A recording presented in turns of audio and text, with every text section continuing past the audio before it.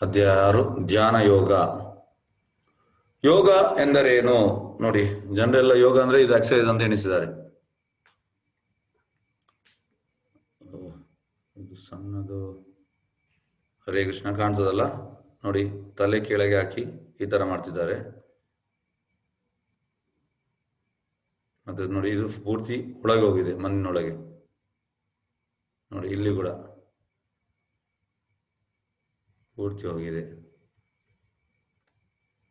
ಜನರು ಎಣಿಸಿದ್ದಾರೆ ಇದು ಯೋಗ ಅಂತ. ನೋಡಿ, ಇದು ಯೋಗವೇ. ನೋಡಿ, ಇವ ಎಕ್ಸರ್ಸೈಸ್ ಮಾಡ್ತಿದ್ದಾನೆ, ಇದು ಯೋಗವೇ. ಹೆಚ್ಚಿನವರು ಯೋಗ ಅಂದ್ರೆ ಎಕ್ಸರ್ಸೈಸ್ ಎಣಿಸಿದ್ದಾರೆ. ನೋಡಿ, ಇದು ಕೂಡ ಅವ ಕುಡಿತಾ ಎಕ್ಸರ್ಸೈಸ್ ಮಾಡ್ತಿದ್ದಾನೆ. ಎಂತ ಒಂದು ಟ್ರಾಜಿಡಿ ನೋಡಿ. ಇವಳು ನೋಡಿ, ಗೋಟ್ ಅನ್ನು ಮೇಲೆ ಇಟ್ಟಿದ್ದಾಳೆ. ಇದು ಗೋಟ್ ಯೋಗ ನೋಡಿ. ಇದು ನೋಡಿ ಎಕ್ಸರ್ಸೈಸ್, ಬೇರೆ ಬೇರೆ ಟೈಪ್ ಇದುಂಟು. Okay, S. ಈಗ ನಾವು ಬರುವ ಈ ಧ್ಯಾನ ಯೋಗದಲ್ಲಿ ಎಂತ ಉಂಟಂತ ನಾವು ಸ್ವಲ್ಪ ನೋಡುವ. ಅಷ್ಟಾಂಗ ಯೋಗ, 8 ಅಂಗಗಳ ಸಂಪರ್ಕ. ಹಾಗಾಗಿ ಈಗ ಇದರಲ್ಲಿ ಹೇಳುದು ಅಷ್ಟಾಂಗ ಯೋಗ. ಆದ್ರೆ ಜನರು ಎಂತ ಮಾಡಿದ್ದಾರೆ ಅಂದ್ರೆ ನೋಡಿ, ಇದಕ್ಕೆ ಯಮ, ನಿಯಮ, ಆಸನ, ಪ್ರಾಣಾಯಾಮ, ಪ್ರತ್ಯಾಹಾರ, ಧಾರಣ, ಧ್ಯಾನ, ಸಮಾಧಿ, ಅದ್ರೆಲ್ಲ ಮೆಡಿಟೇಷನ್ ಅವ್ರು ಮಾಡುದು ಖಾಲಿ 2. ಯಾವುದು ಒಂದು, ಅದು ಕೂಡ ಆಸನ ಮಾಡ್ತಾರೆ, ಅದು ಈಗ ಎಕ್ಸರ್ಸೈಸ್. ಮತ್ತೆ ಪ್ರಾಣಾಯಾಮ ಕೂಡ ನಮ್ಮ ಪ್ರಭುಪಾದ ಹೇಳ್ತಾರೆ, ಅದರಲ್ಲಿ ಕೂಡ ತುಂಬಾ ಲೆವೆಲ್ ಉಂಟಂತೆ. ಅವರು ಜಸ್ಟ್ ಬೇಸಿಕ್ ಲೆವೆಲ್ ಮಾಡುದಂತೆ ಪ್ರಾಣಾಯಾಮ. ಮತ್ತೆ ಇದು ಮಾಡ್ತಾರೆ, ಯಾವುದು ಸೀದಾ ಧ್ಯಾನಕ್ಕೆ ಹೋಗ್ತಾರೆ. ಆದ್ರೆ ಯಮ ಮಾಡುವುದಿಲ್ಲ, ನಿಯಮ ಮಾಡುವುದಿಲ್ಲ, ಪ್ರತ್ಯಾಹಾರ ಇಲ್ಲ, ಧಾರಣ ಇಲ್ಲ, ಸಮಾಧಿ ಇಲ್ಲ. ಅಂದ್ರೆ ಆಸನ ಮತ್ತೆ ಪ್ರಾಣಾಯಾಮ ಮತ್ತೆ ಧ್ಯಾನ ಮಾಡುವುದು ಇದು ಸರಿಯಲ್ಲ ಅಂತ ಆಚಾರ್ಯ ಹೇಳ್ತಾರೆ. ಮಾಡುವುದಿದ್ರೆ 8 ಕೂಡ ಮಾಡಬೇಕು. ಮತ್ತೆ ಇದು ಧ್ಯಾನ ಅನ್ನೋದು ಸತ್ಯಯುಗಕ್ಕೆ ವಾಲ್ಮೀಕಿ ಮಹರ್ಷಿ 60,000 ವರ್ಷ ಧ್ಯಾನ ಮಾಡಿ ಮತ್ತೆ ಅವರಿಗೆ ಎಂತ ಆಯ್ತಂದ್ರೆ ಅವರು ಕೃಷ್ಣನನ್ನು ಕಂಡವರು. ಹಾಗಾಗಿ ಸತ್ಯಯುಗದಲ್ಲಿ 1,00,000 ವರ್ಷ ಬದುಕ್ತಾ ಇದ್ರು. ಮತ್ತೆ ಆಗ ಎಲ್ಲರೂ ಸತ್ಯ ಹೇಳುವವರಿದ್ರು. ಕಲಿಯುಗದಲ್ಲಿ ಅದು ಆಗುದಿಲ್ಲ. ಮತ್ತೆ ಫಸ್ಟ್ ಆಫ್ ಆಲ್ ಅದು ಕಾಡಿಗೆ ಹೋಗ್ಬೇಕಿತ್ತು ಧ್ಯಾನಕ್ಕೆ. ಈಗ ಹಾಗೆಲ್ಲ ಮಾಡ್ಲಿಕ್ಕೆ ಆಗುದಿಲ್ಲ. ಹಾಗಾಗಿ ಇದು ಎಂತ ಹೇಳುದು, ಮಾಡ್ಲಿಕ್ಕೆ ಈ ಯುಗದಲ್ಲಿ ಆಗುದಿಲ್ಲ ಅಂತ ಆಚಾರ್ಯ ಹೇಳ್ತಾರೆ. ಆದ್ರೂ ಕೂಡ ಮಾಡ್ಲಿಕ್ಕೆ ತಯಾರಿದ್ರೆ ಈ ಎಲ್ಲವನ್ನು ಫಾಲೋ ಮಾಡ್ಬೇಕಂತೆ. ಇದ್ರ ಬಗ್ಗೆ ಸ್ವಲ್ಪ ನಾವು ತಿಳಿಯುವ. ನೋಡಿ, ಈಗ ಇದು ಯಾವುದು ನಾನು ಹೇಳಿದ ಹಾಗೆ, ಫಸ್ಟಿಗೆ ಯಮ, ಎಕ್ಸ್ಟರ್ನಲ್ ಡಿಸಿಪ್ಲಿನ್, ನಿಯಮ, ಇಂಟರ್ನಲ್ ಡಿಸಿಪ್ಲಿನ್, ಆಸನ, ಪೋಶ್ಚರ್, ಮತ್ತೆ ಪ್ರಾಣಾಯಾಮ ಅಂದ್ರೆ ನಾವು ಶ್ವಾಸವನ್ನು ಕಂಟ್ರೋಲ್ ಮಾಡುದು. ಮತ್ತೆ ಪ್ರತ್ಯಾಹಾರ ಇಂದ್ರಿಯಗಳನ್ನೆಲ್ಲ ಇಂದ್ರಿಯದ್ದು ವಿಡ್ರಾಲ್ ಆಫ್ ಸೆನ್ಸಸ್ ಎಲ್ಲ ನಮ್ಮ ಇಂದ್ರಿಯ ಎಂತ ಹೇಳುದು, ನಾವು ಇಂದ್ರಿಯ ಇದಕ್ಕೆ ಹೋಗಬಾರ್ದು. ಇಂದ್ರಿಯಗಳನ್ನೆಲ್ಲ ನಾವು ಹತೋಟಿಯಲ್ಲಿ ತರಬೇಕು. ಮತ್ತೆ ಧಾರಣ ಅಂದ್ರೆ ಪೂರ್ತಿ ಕಾನ್ಸಂಟ್ರೇಷನ್. ಮತ್ತೆ ಧ್ಯಾನ ಅಂದ್ರೆ ಮೆಡಿಟೇಟಿವ್ ಅಬ್ಸಾರ್ಪ್ಷನ್. ಲಾಸ್ಟ್ಗೆ ಸಮಾಧಿ ಯಾರಲ್ಲಿ? ಕೃಷ್ಣನಲ್ಲಿ ಸಮಾಧಿ. ಅದು ಅವರಿಗೆ ಗೊತ್ತಿಲ್ಲ, ಅವರು ಶೂನ್ಯ ಹೇಳ್ತಾರೆ. ಓಕೆ, ಈಗ ಇದರ ಬಗ್ಗೆ ಸ್ವಲ್ಪ ತಿಳಿಯುವ. ಫಸ್ಟ್ ಇದು ಯಮ ಅಂದ್ರೆ ಅಂತ. ಯಮ ಅಂದ್ರೆ we should live alone in a secluded place and should always carefully control his mind. ಅಂದ್ರೆ ಎಂತ ಅಂದ್ರೆ ಒಂದು ಯಾರಿಲ್ಲದ ಜಾಗದಲ್ಲಿ ಇರ್ಬೇಕಂತೆ ಯಮ. ಅದು ಈಗ ಆಗುದಿಲ್ಲ ಕಲಿಯುಗದಲ್ಲಿ, ಯಾಕಂದ್ರೆ ಫುಲ್ ಕಂಜೆಸ್ಟೆಡ್. ಆ ಸತ್ಯಯುಗದಲ್ಲಿ ಆಗ್ತಿತ್ತು, ಕಾಡಿಗೆ ಹೋಗಿ ಅವ್ರು ಮಾಡ್ತಿದ್ರು. ಮತ್ತೆ ನಿಯಮ ಅಂದ್ರೆ ಅಂತ ಅಂದ್ರೆ temperate in is habits of eating, sleeping, working and recreation. ನೋಡಿ, ಆಹಾರ, ನಿದ್ರಾ, ಭಯ, ಮೈಥುನ, ಇದು ಎಂತಂದ್ರೆ ಜನರಿಗೆ ಇದರಲ್ಲಿ ಕಂಟ್ರೋಲೇ ಇಲ್ಲ ಕಲಿಯುಗದಲ್ಲಿ. ಎಸ್ಪೆಷಲಿ ಇದರಲ್ಲಿ ಕಂಟ್ರೋಲ್ ಇರ್ಬೇಕಂತೆ. ಅಂದ್ರೆ ಎಷ್ಟು ನಾವು ಕಡಿಮೆ ತಿಂತೇವೆ ಅಷ್ಟು ನಮ್ಮ ಇಂದ್ರಿಯಗಳು ನಮ್ಮ ಹತೋಟಿಯಲ್ಲಿ ಬರ್ತದೆ. ಮತ್ತೆ ಮಲಗುದು ಕೂಡ ಕಂಟ್ರೋಲ್ ಅಲ್ಲಿ ಇರ್ಬೇಕು. ಈಗ ನೋಡಿ, ಅರ್ಜುನನಿಗೆ ಹೆಸರು ಗುಡಾಕೇಶ. ಯಾಕೆ? ಅವ ಆ ನಿದ್ರೆಯನ್ನು ಗೆದ್ದಿದ್ದಾನೆ. ಆದ ಕಾರಣ ನಾವು ಕೂಡ ನೋಡಿ, ಅದು ಬ್ಯಾಲೆನ್ಸ್. ಹೇಗಂದ್ರೆ ನೀವು ಎಷ್ಟು ಕಡಿಮೆ ತಿಂತೀರಿ ಅಷ್ಟು ನಿಮಗೆ ಆ ನಿದ್ರೆಯಲ್ಲಿ ನಿಮಗೆ ಕಂಟ್ರೋಲ್ ಮಾಡ್ಬೋದು. ಮತ್ತೆ ಕೆಲಸ ಮಾಡೋದ್ರಲ್ಲಿ. ಮತ್ತೆ ರಿಕ್ರಿಯೇಷನ್ ಅಂದ್ರೆ ನಾವು ಮಲ ವಿಸರ್ಜನೆ, ಮೂತ್ರ ವಿಸರ್ಜನೆ ಮಾಡ್ತೇವೆ. ನೀವು ಇದು ನಿಮ್ಗೆ ಪ್ರಾಕ್ಟಿಕಲ್ ಎಕ್ಸಾಂಪಲ್ ಇರ್ಬೋದು. ಹೇಗಂದ್ರೆ ನೀವು ಕಡಿಮೆ ತಿಂದ್ರೆ ನಿಮ್ದೆಲ್ಲ ಕಂಟ್ರೋಲ್ ಅಲ್ಲಿ ಇರ್ತದೆ. ಗಡಿ ಗಡಿ ನಿಮ್ಗೆ ಟಾಯ್ಲೆಟ್ ಬರುವುದಿಲ್ಲ, ಆ ತರ ಯಾವುದು ಆಗುದಿಲ್ಲ. ಆದ್ರೆ ಲೆಕ್ಕಗಿಂತ ಜಾಸ್ತಿ ಅಂದ್ರೆ ಗಡಿ ಗಡಿ ಗಡಿ ಗಡಿ ಬರುವುದು. ಹಾಗಾಗಿ ಇದೆಲ್ಲ ಕಂಟ್ರೋಲ್ ಇರ್ಬೇಕ ನಿಯಮ. ಆದ್ರೆ ಇದನ್ನು ಯಾರು ಮಾಡುದಿಲ್ಲ, ಯಮ ಮತ್ತೆ ನಿಯಮ ಮಾಡುವುದೇ ಇಲ್ಲ ಜನರು. ಮತ್ತೆ ಅವರು ಡೈರೆಕ್ಟ್ ಹೋಗುದು ಎಂತ ಅಂದ್ರೆ ಆಸನಕ್ಕೆ ಹೋಗ್ತಾರೆ, 3ನೇ ಸ್ಟೆಪ್ಪಿಗೆ. ಆಸನದಲ್ಲಿ ಕೂಡ ಇದು ಉಂಟು, ಎಂತ ಅಂದ್ರೆ lay kusha grass on the ground and then cover it with deer skin. The seat should neither be too high nor too low and should be situated in a sacred place. One should hold one's body, neck and head erect in a straight line and stare steadily at the tip of the nose. Thus the unagitated, subdued mind, devoid of fear, completely free from sex life, one should meditate upon me. ಅಂದ್ರೆ ಕುಶಾಗ್ರಾಸ್ ಇರ್ಬೇಕಂತೆ ground ಅಲ್ಲಿ, ಅಲ್ಲಿ ಕೂತ್ಕೊಳ್ಬೇಕು. ಮತ್ತೆ ಅದನ್ನು ನಾವು ಆ ಜಿಂಕೆಯ ಚರ್ಮದಿಂದ cover ಮಾಡ್ಬೇಕಂತೆ. ಮತ್ತೆ ಅದು ನಾವು ಕೂತ್ಕೊಳ್ಳುವಂತ ಆಸನ ಜಾಸ್ತಿ ಎತ್ತರ ಕೂಡ ಇರಬಾರ್ದು, ಜಾಸ್ತಿ ತಗ್ಗು ಕೂಡ ಇರಬಾರ್ದು. ಮತ್ತೆ ಅದೊಂದು ಒಳ್ಳೆಯ ಒಂದು ಜಾಗ ಇರ್ಬೇಕು, ಸೇಕ್ರೆಡ್ ಪ್ಲೇಸ್. ಈಗ ನೋಡಿ ಕಲಿಯುಗದಲ್ಲಿ ನಿಮ್ಗೆ ಅದು ಮಾಡ್ಲಿಕ್ಕೆ ಆಗುದಿಲ್ಲ. ಮತ್ತೆ ಅವನ ಎಂತ ಅಂದ್ರೆ one should hold is once body, ಅವನ ದೇಹವನ್ನು ಮತ್ತೆ ಅವನ ಕುತ್ತಿಗೆಯನ್ನು ಮತ್ತೆ ಅವನ ಈ ಗಂಟಲನ್ನು ಇದನ್ನು ಸ್ಟ್ರೈಟ್ ಪೋಸ್ಚರ್ ಅಲ್ಲಿ ಇರ್ಬೇಕಂದ್ರೆ. ಮತ್ತೆ ಅವ ಎಂತಂದ್ರೆ ಆ ಮೂಗಿನ ತುದಿಗೆ ಈ should stare steadily at the tip of the nose. Thus unagitated subdued mind, ಅಂದ್ರೆ ಮೈಂಡ್ ಇದೆಲ್ಲ ಮಾಡುದು ಯಾಕೆ? ನಮ್ದು ಮನಸ್ಸು ಪೂರ್ತಿ ಚಂಚಲ. ಕೃಷ್ಣ ಹೇಳ್ತಾನೆ ಚಂಚಲ ಈ ಮನ ಕೃಷ್ಣ. ಹಾಗಾಗಿ ಇದಕ್ಕೋಸ್ಕರ ನಾವು ಮಾಡುದು ಆ ಮೈಂಡ್ ಅನ್ನು ಕಂಟ್ರೋಲ್ ತರಲಿಕ್ಕೆ. ಆದ್ರೆ ಕೃಷ್ಣ ಪ್ರಜ್ಞೆಯಲ್ಲಿ ಅದು ಸುಲಭದಲ್ಲಿ ಮೈಂಡ್ ಕಂಟ್ರೋಲ್ಗೆ ಬರ್ತದೆ, ಇದು ಜನರಿಗೆ ಗೊತ್ತಿಲ್ಲ. ಅದೇ ರೀತಿ ಮತ್ತೆ completely free from sex life, one should meditate on me. ಆಸನ ಮಾಡುದಿದ್ರು ಕೂಡ ಇದನ್ನು ಮಾಡ್ತಾ ಇಲ್ಲ ಅವರು, ಅವರಿಗೆ ಬೇಕಾದ ಸ್ವಲ್ಪ ಮಾಡ್ತಾರೆ ಅಷ್ಟೇ. ಯಾವುದು ಆಸನ ಅಂದ್ರೆ ಎಂತ ಎಣಿಸಿದ್ದಾರೆ ಅಂದ್ರೆ ಅದು ಎಕ್ಸರ್ಸೈಸ್ ಅಂತ ಎಣಿಸಿದ್ದಾರೆ, ಇದು ಅಲ್ಲ. ಆಸನ ಅಂದ್ರೆ ಇದು. ಮತ್ತೆ ಪ್ರಾಣಾಯಾಮ ನೋಡುವ. ಪ್ರಾಣಾಯಾಮ ಅಂದ್ರೆ practise stopping the movement of the outgoing breath into the incoming and incoming breath into the out and thus at last. ಒಂದು ನಿಮಿಷ. ಓಕೆ, ಅಂದ್ರೆ ಮೈನ್ ಆಗಿ ಆ ಪ್ರಾಣವನ್ನು ಕಂಟ್ರೋಲ್ ಮಾಡೋದು. ಅದರಲ್ಲಿ ಕೂಡ ಹೈಯೆಸ್ಟ್ ಲೆವೆಲ್ ಉಂಟಂತೆ. ನಮ್ಮ ಪ್ರಭುಪಾದ ಹೇಳ್ತಾರೆ, ಕೆಲವೆಲ್ಲ ಯೋಗೀಸ್ ಹಿಮಾಲಯದಲ್ಲಿ they are doing pranayama but not the so called pranayama. ಈ ಇಲ್ಲಿ ಅವರು ಹೇಳ್ತಾರಲ್ಲ ಆ ಪ್ರಾಣಾಯಾಮ ಅಲ್ಲ, ಅದು ಹೈಯೆಸ್ಟ್ ಪ್ರಾಣಾಯಾಮ. ಅದರಲ್ಲಿ ತುಂಬಾ ಉಂಟು, ಅದನ್ನು ಮಾಡುದಿಲ್ಲ ಇವರು ಜಸ್ಟ್ ಬೇಸಿಕ್ ಮಾಡ್ತಾರೆ. ಹಾಗಾಗಿ ಅದು ಆಗ್ಬಾರ್ದು ಅಂತ ಹೇಳ್ತಾರೆ. ಮತ್ತೆ ಪ್ರತ್ಯಾಹಾರಕ್ಕೆ ಬರುವ. ಸೆಸೆಷನ್ ಆಫ್ ಮೆಟೀರಿಯಲ್ ಎಕ್ಸಿಸ್ಟೆನ್ಸ್ ಅಂದ್ರೆ ಈ ನಾವು ಎಂತ ಹೇಳುದು, ಭೌತಿಕ ಇದರಲ್ಲಿ ಇಂದ್ರಿಯಗಳ ಹಿಂದೆ ಬೀಳ್ಬಾರ್ದು, ಇದು ಮಾಡ್ಬೇಕು. ಮತ್ತೆ ಧಾರಣ ಅಂದ್ರೆ disciplines is mental activities and become situated in trance and divide of all material desire. ಅಂದ್ರೆ ಟ್ರಾನ್ಸ್ ಅಲ್ಲಿ ಇರ್ಬೇಕು. ಈಗ ನೋಡಿ ಇವರೆಲ್ಲ ಗಾಂಜಿ ಅವರೆಲ್ಲ ಗೋವಾಕ್ಕೆ ಹೋಗ್ತಾರೆ, ಮತ್ತೆ ಅವ್ರು ಹೇಳ್ತಾರೆ ವಿ ಆರ್ ಇನ್ ಟ್ರಾನ್ಸ್. ಟ್ರಾನ್ಸ್ ಅಂದ್ರೆ ಅವರಿಗೆ 10 ಗಂಟೆ ಎಂತ ಆಗಿದೆ ಅಂತ ಗೊತ್ತಿಲ್ಲ, ಟೋಟಲಿ ಅವರು ಎಂತ ಹೇಳುದು ಆ ಕೋಮದಲ್ಲಿ ಇದಾಗಿರ್ತಾರೆ, ಅದಕ್ಕೆ ಅವ್ರು ಹೇಳುದು ಟ್ರಾನ್ಸ್ ಅಂತ. ಅದೇ ತರ ನಾವು ಕೂಡ ಈ ಭೌತಿಕ ಇಚ್ಛೆಯನ್ನು ಬಿಟ್ಟು ಪೂರ್ತಿ ಟ್ರಾನ್ಸ್ ಅಲ್ಲಿ ಇರ್ಬೇಕಂತೆ. ಆದ್ರೆ ಟ್ರಾನ್ಸ್ ಯಾವುದು? ಆಧ್ಯಾತ್ಮಿಕ ಟ್ರಾನ್ಸ್, ಆ ಎಂತ ಹೇಳುದು ಗಾಂಜಿ ಇರುವ ಟ್ರಾನ್ಸ್ ಅಲ್ಲ. ಮತ್ತೆ ನೆಕ್ಸ್ಟ್ ಗೆ ಧ್ಯಾನ. as a lamp in a windless place does not waver, so the transcendentalist whose mind is controlled remains always steady in his meditation on the transcendent self. ಹೇಗೆ ಅಂದ್ರೆ ಈಗ ಒಂದು ದೀಪವು ಆ ಗಾಳಿಗೆ ಹೇಗೆ ಶೇಕ್ ಆಗುದಿಲ್ಲ ಆ ತರ ನಾವು ಇರ್ಬೇಕಂತೆ, ಪೂರ್ತಿ ಅಬ್ಸಾರ್ಬ್. ಧ್ಯಾನ ಅಂದ್ರೆ ಅದು. ಮತ್ತೆ ಲಾಸ್ಟ್ಗೆ ಸಮಾಧಿ. one is never shaken even in the midst of the greatest difficulty. This indeed is actually freedom from all desires arising from material. ಇದು ಅಂದ್ರೆ ಸಮಾಧಿ ಅಂದ್ರೆ ಟೋಟಲ್ ಅಬ್ಸಾರ್ಪ್ಷನ್. ಈಗ ನಮ್ಮ ಆಚಾರ್ಯರು ಪ್ರಭುಪಾದ್ ಅಮೆರಿಕಾಗೆ ಹೋಗಿ ಮೂವ್ಮೆಂಟ್ ಸ್ಟಾರ್ಟ್ ಮಾಡಿದ ಮೇಲೆ ಎಂತ ಆಗಿದೆ ಅಂದ್ರೆ, ಇನಿಷಿಯಲ್ ಆಗಿ ಫಸ್ಟ್ ಅವರು ಕೀರ್ತನ ಮಾಡ್ತಿದ್ರು, ಮತ್ತೆ ಅವರ ಶಿಷ್ಯರನ್ನು ತಯಾರು ಮಾಡಿದ್ರು, ಮತ್ತೆ ಅವರು ಕೀರ್ತನ ಮಾಡ್ತಿದ್ರು ಭಜನೆ. ಇವ್ರು ಜಸ್ಟ್ ಕೇಳ್ತಾ ಇದ್ರು. ಎಷ್ಟೋ ಸತಿ ಇದು ಪ್ರಭುಪಾದ ಲೀಲಾಮೃತದಲ್ಲಿ ಉಂಟು. ಎಂತ ಆಗ್ತದೆ ಅಂದ್ರೆ ಕೀರ್ತನೆ ಎಲ್ಲ ಮುಗೀತದೆ, ಆದ್ರೆ ಪ್ರಭುಪಾದ್ ಪೂರ್ತಿ ಅಬ್ಸಾರ್ವ್ ಆಗಿದ್ದಾರೆ, ಸಮಾಧಿಯಲ್ಲಿ ಇರ್ತಾರೆ. ಮತ್ತೆ ಒಂದು 10 ನಿಮಿಷ ಬಿಟ್ಟು ಶಿಷ್ಯರು ಹೋಗಿ ಜಸ್ಟ್ ಅವರನ್ನು ಟಚ್ ಮಾಡಿ ಪ್ರಭುಪಾದ್ ಅಂತ ಅವರನ್ನು ಎಬ್ಬಿಸ್ತಾ ಇದ್ರು. ಆಗ ಅವ್ರು ಪ್ರಭುಪಾದ್ ಅಂದ್ರೆ ಅವ್ರು ಪೂರ್ತಿ ಸಮಾಧಿಯಲ್ಲಿ ಇರ್ತಾರೆ. ಅವ್ರು ಹೇಳ್ತಾರೆ, ನೀವು ನೋಡ್ಲಿಲ್ವಾ ನಾರದ ಮುನಿ ಬಂದಿದ್ರ ಅಂತ. ಅಂದ್ರೆ ಅದು ಪೂರ್ತಿ ಸಮಾಧಿಯಲ್ಲಿ ಇರ್ಬೇಕು ನೀವು. ಯಾಕಂದ್ರೆ ನಾವು ಕೂಡ ಕೀರ್ತನ ಮಾಡ್ತೇವೆ, ಆದ್ರೆ ನಮ್ಮ ಮೈಂಡ್ ಎಲ್ಲೆಲ್ಲೇ ಇರ್ತದೆ. ಆದ್ರೆ ಶುದ್ಧ ಭಕ್ತರು ಹಾಗೆ ಅಲ್ಲ, ಅವರು ಕೀರ್ತನ ಮಾಡುವಾಗ ಟೋಟಲಿ ಕೃಷ್ಣನ ಸಮಾಧಿಯಲ್ಲಿ ಇರ್ತಾರೆ. ಆ ತರ ಸಮಾಧಿ ಅಂದ್ರೆ ಫೈನಲಿ ಕೃಷ್ಣನಲ್ಲಿ ಇದಾಗ್ಲಿಕ್ಕೆ. ಹಾಗಾಗಿ ಈ ಧ್ಯಾನ ಅನ್ನೋದು ಈ ಯುಗಕ್ಕೆ ಆಗುವುದಿಲ್ಲ, ಯಾಕಂದ್ರೆ ನೀವು ಈಗ 8 ವಿಷಯ ಕಂಡಿದ್ದೀರಿ. ಎಸ್, ಈ ಯೋಗ ವ್ಯವಸ್ಥೆಯನ್ನು ಪ್ರಯತ್ನಿಸಲು ನೀವು ಸಿದ್ಧರಿದ್ದೀರಾ? ಈಗ ನಿಮಗೆ ಕ್ವಶನ್.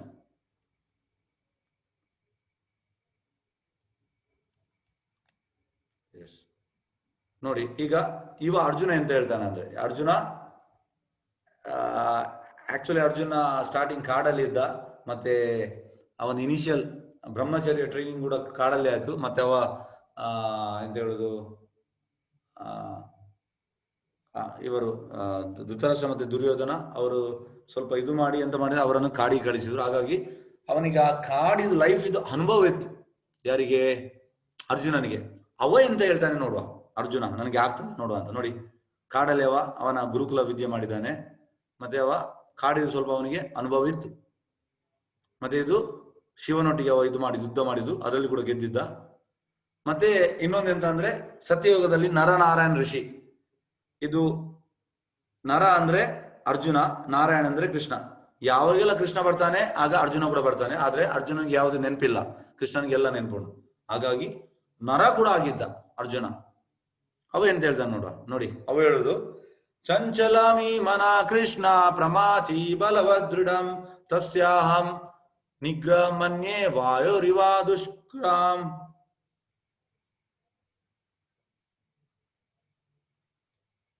ಓಕೆ, ಸಾರಿ. ಕೃಷ್ಣನೇ ಮನಸ್ಸು ಚಂಚಲವಾದದ್ದು, ಪ್ರಭುಕ್ಷವಾದದ್ದು, ಹಠಮಾರಿ ಮತ್ತು ಬಲವಾದದ್ದು. ಅದನ್ನು ನಿಗ್ರಹಿಸುವುದು, ಗಾಳಿಯನ್ನು ನಿಯಂತ್ರಿಸುವುದಕ್ಕಿಂತ ಕಷ್ಟ ಎಂದು ನನಗೆ ತೋರುತ್ತದೆ. ನೋಡಿ, ಅರ್ಜುನ ಕನ್ಕ್ಲೂಷನ್ಗೆ ಬಂದ, ಕೃಷ್ಣನಿಗೆ ಹೇಳಿದ, ಇಮಿಡಿಯೇಟ್ ಆಗಿ ಹೇಳಿದ. ಇದು ಆಕ್ಚುಲಿ ಹೇಳುದು ಒಂದು ಎಂತ ಹೇಳುದು, ಇಬ್ಬರಿದ್ದಾರೆ, ಒಬ್ಬ ಹಿಪೋಕ್ರೇಟ್ ಮತ್ತೆ ಇನ್ನೊಬ್ಬ.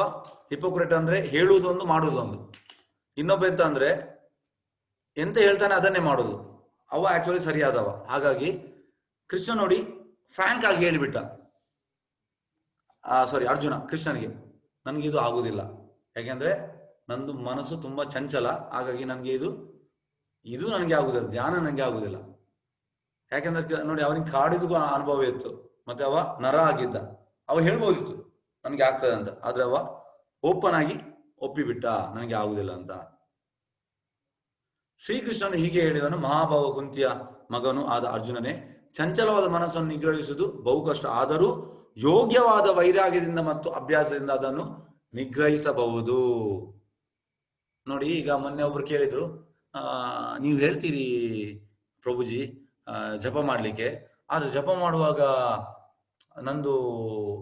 ನನಗೆ ಕಾನ್ಸಂಟ್ರೇಷನ್ ಸಿಗುದಿಲ್ಲ, ನನ್ನ ಮನಸ್ಸು ಎಲ್ಲೆಲ್ಲಿ ಇರ್ತದೆ. ಅದಕ್ಕೆ ಈಗ ಕೃಷ್ಣ ಅಂತ ಹೇಳ್ತಿದ್ದಾನೆ ನೋಡಿ, ಕುಂತಿಯ ಮಗನಾದ ಅರ್ಜುನನೇ, ಚಂಚಲವಾದ ಮನಸ್ಸನ್ನು ನಿಗ್ರಹಿಸುವುದು ಬಹು ಕಷ್ಟ. ಕೃಷ್ಣ ಕೂಡ ಹೇಳ್ತಾನೆ ಕಷ್ಟ ಅಂತ ಹೇಳ್ತಾನೆ. ಮತ್ತೆ ಅವ ಇನ್ನೊಂದು ವರ್ಡ್ ಯೂಸ್ ಮಾಡ್ತಾನೆ, ಆದರೂ ಯೋಗ್ಯವಾದ ವೈರಾಗ್ಯದಿಂದ ಮತ್ತು ಅಭ್ಯಾಸದಿಂದ ಅದನ್ನು ನಿಗ್ರಹಿಸಬಹುದು. ಹೇಗೆಂದ್ರೆ ಈಗ ಜಪ ಕೂಡ ಮಂತ್ರ ಮೆಡಿಟೇಷನ್, ಅದು ಕಲಿಯುಗಕ್ಕೆ ಹೇಳಿದ್ದು. ಹಾಗಾಗಿ ಎಂತ ಆಗ್ತದೆ ಅಂದ್ರೆ, ನೀವು ಮಾಡ್ತಾ ಮಾಡ್ತಾ ಮಾಡ್ತಾ ಮಾಡ್ತಾ ಎಂತ ಆಗ್ತದೆ ಅಂದ್ರೆ, ಈಗ ಪ್ರಾಕ್ಟೀಸ್ ಮೇಕ್ಸ್ ಮ್ಯಾನ್ ಪರ್ಫೆಕ್ಟ್. ಫಸ್ಟಿಗೆ ಯಾರು ಪರ್ಫೆಕ್ಟ್ ಇರುವುದಿಲ್ಲ, ಅವು ಮಾಡ್ತಾ ಮಾಡ್ತಾ ಆಗುದು. ಅದೇ ರೀತಿ ನೀವು ಅದನ್ನು ಜಪವನ್ನು ಮಾಡ್ತಾ ಮಾಡ್ತಾ ಮಾಡ್ತಾ ಮಾಡ್ತಾ ಎಂತ ಆಗ್ತದೆ ಅಂದ್ರೆ, ಮತ್ತೆ ನಿಮ್ಮ ಮನಸ್ಸು ಹತೋಟಿಗೆ ಬರ್ತದೆ. ಸ್ಟಾರ್ಟಿಂಗ್ ಬರುವುದಿಲ್ಲ, ಸ್ಟಾರ್ಟಿಂಗ್ ಮಾಡ್ಬೇಕು, ಆಸ್ ಎ ಪ್ರಾಕ್ಟೀಸ್ ನಾವು ಮಾಡ್ಬೇಕು. ಮನಸ್ಸಿಗೆ ಕಡಿವಾಣ ಹಾಕಲಾರವನಿಗೆ ಆತ್ಮ ಸಾಕ್ಷಾತ್ಕಾರವು ಕಷ್ಟ. ನೋಡಿ, ಇದು ಕೂಡ ಹೇಗೆಂದ್ರೆ, ಯಾವಾಗ ನಮ್ಮ ಮನಸ್ಸನ್ನು ನಾವು ಆ ನಿಯಂತ್ರಣದಲ್ಲಿ ಇಡುವುದಿಲ್ಲವೋ ಆಗ ನಮಗೆ ಆತ್ಮ ಸಾಕ್ಷಾತ್ಕಾರವು ಬಹು ಕಷ್ಟ. ಆದರೆ ಯಾರ ಮನಸ್ಸು ನಿಯಂತ್ರಣದಲ್ಲಿ ಇರುತ್ತದೋ ಮತ್ತು ಯಾರು ಯೋಗ್ಯವಾದ ರೀತಿಗಳಲ್ಲಿ ಪ್ರಯತ್ನಿಸುವರೋ ಅವರಿಗೆ ಯಶಸ್ಸು ಖಂಡಿತ. ಇದು ನನ್ನ ಅಭಿಪ್ರಾಯ. ಹೇಗೆಂದ್ರೆ, ಈ ಭಕ್ತಿ ಮಾರ್ಗದಲ್ಲಿ ಸ್ಟಾರ್ಟಿಂಗ್ ನಿಮಗೆ ವಿಷದಾಗಿ ಕಾಣ್ತದೆ, ಮತ್ತೆ ನೆಕ್ಸ್ಟ್ ನಿಮಗೆ ಲೇಟರ್ ನಿಮ್ಗೆ ಎಂತ ಆಗ್ತದೆ ಅನ್ನೋದು ಅಮೃತವಾಗ್ತದೆ. ಹಾಗಾಗಿ ಸ್ವಲ್ಪ ಸ್ಟಾರ್ಟಿಂಗ್ ಕಷ್ಟ ಆಗ್ತದೆ ಜಪ ಮಾಡ್ಲಿಕ್ಕೆ, ಯಾಕಂದ್ರೆ ನಮ್ದು ತುಂಬಾ ಯಾವ್ದಂದ್ರೆ ತುಂಬಾ ಲೈಫ್ ಇದು ನಮ್ದು ಬೇಡದೆಲ್ಲ ಉಂಟು ಒಳಗೆ, ಅದೆಲ್ಲ ಹೋಗ್ಬೇಕಿದ್ರೆ ಅದು ಸ್ವಲ್ಪ ಕಷ್ಟ ಆಗ್ತದೆ. ಆದ್ರೆ ಕಷ್ಟ ಇದ್ರೂ ಕೂಡ ಅದನ್ನು ಮಾಡ್ಬೇಕಂತೆ, ಮತ್ತೆ ಯಾಕಂದ್ರೆ ನಮ್ಗೆ ಮತ್ತೆ ಅದು ಅಮೃತವಾಗ್ತದೆ. ನೋಡಿ, ಮನಸ್ಸು ಸ್ನೇಹಿತ ಅಥವಾ ಶತ್ರು? ಮನಸ್ಸನ್ನು ನಮ್ಗೆ ಸ್ನೇಹಿತ ಕೂಡ ಮಾಡಬಹುದು, ಶತ್ರು ಕೂಡ ಮಾಡಬಹುದು. ಸ್ನೇಹಿತ ಅಂದ್ರೆ ಹೇಗೆ? ಇಂದ್ರಿಯಗಳನ್ನು ಕೃಷ್ಣನಿಗೆ ಯೂಸ್ ಮಾಡುದು, ಆಗ ನಮ್ಮ ಮನಸ್ಸು ಸ್ನೇಹಿತ ಆಗ್ತದೆ. ಇದು ಫಸ್ಟ್ ಈ ಕಡೆದು. ಮತ್ತೆ ಈ ಕಡೆದು ನಾವು ಇಂದ್ರಿಯಗಳನ್ನು ಕೃಷ್ಣನಿಗೆ ಅಲ್ಲದೆ ಬೇರೆ ಇದಕ್ಕೆ ಯೂಸ್ ಮಾಡುದು, ನಮ್ಮ ಸ್ವ ಇಚ್ಛೆಗೆ. ಆಗ ನಮ್ಮ ಮನಸ್ಸು ಶತ್ರು ಆಗ್ತದೆ. ಯಾರು ಮನಸ್ಸನ್ನು ಗೆದ್ದಿದ್ದಾನೋ ಅವನಿಗೆ ಮನಸ್ಸು ಬಂಧು ಆಗ್ತದೆ. ಆದರೆ ಹಾಗೆ ಮಾಡದಿರುವವನಿಗೆ ಅವನ ಮನಸ್ಸೇ ಅತ್ಯಂತ ದೊಡ್ಡ ಶತ್ರುವಾಗುತ್ತದೆ. ಓಕೆ. ಯೋಗದಲ್ಲಿ ಯಶಸ್ಸನ್ನು ಸಾಧಿಸುವಲ್ಲಿ ವಿಫಲವಾದ ವ್ಯಕ್ತಿಯ ಗಮ್ಯ ಸ್ಥಾನ ಯಾವುದು? ನೋಡಿ, 6.41 ಅಲ್ಲಿ ಉಂಟು. ಯೋಗ ಭ್ರಷ್ಟನು ಪುಣ್ಯಜೀವಿಗಳ ಲೋಕಗಳಲ್ಲಿ ಬಹುಕಾಲ ಸಂತೋಷವಾಗಿದ್ದು ಅನಂತರ ಧರ್ಮಾತ್ಮನ ಮನೆಯಲ್ಲಿ ಅಥವಾ ಶ್ರೀಮಂತ ಕುಟುಂಬದಲ್ಲಿ ಹುಟ್ಟುವನು.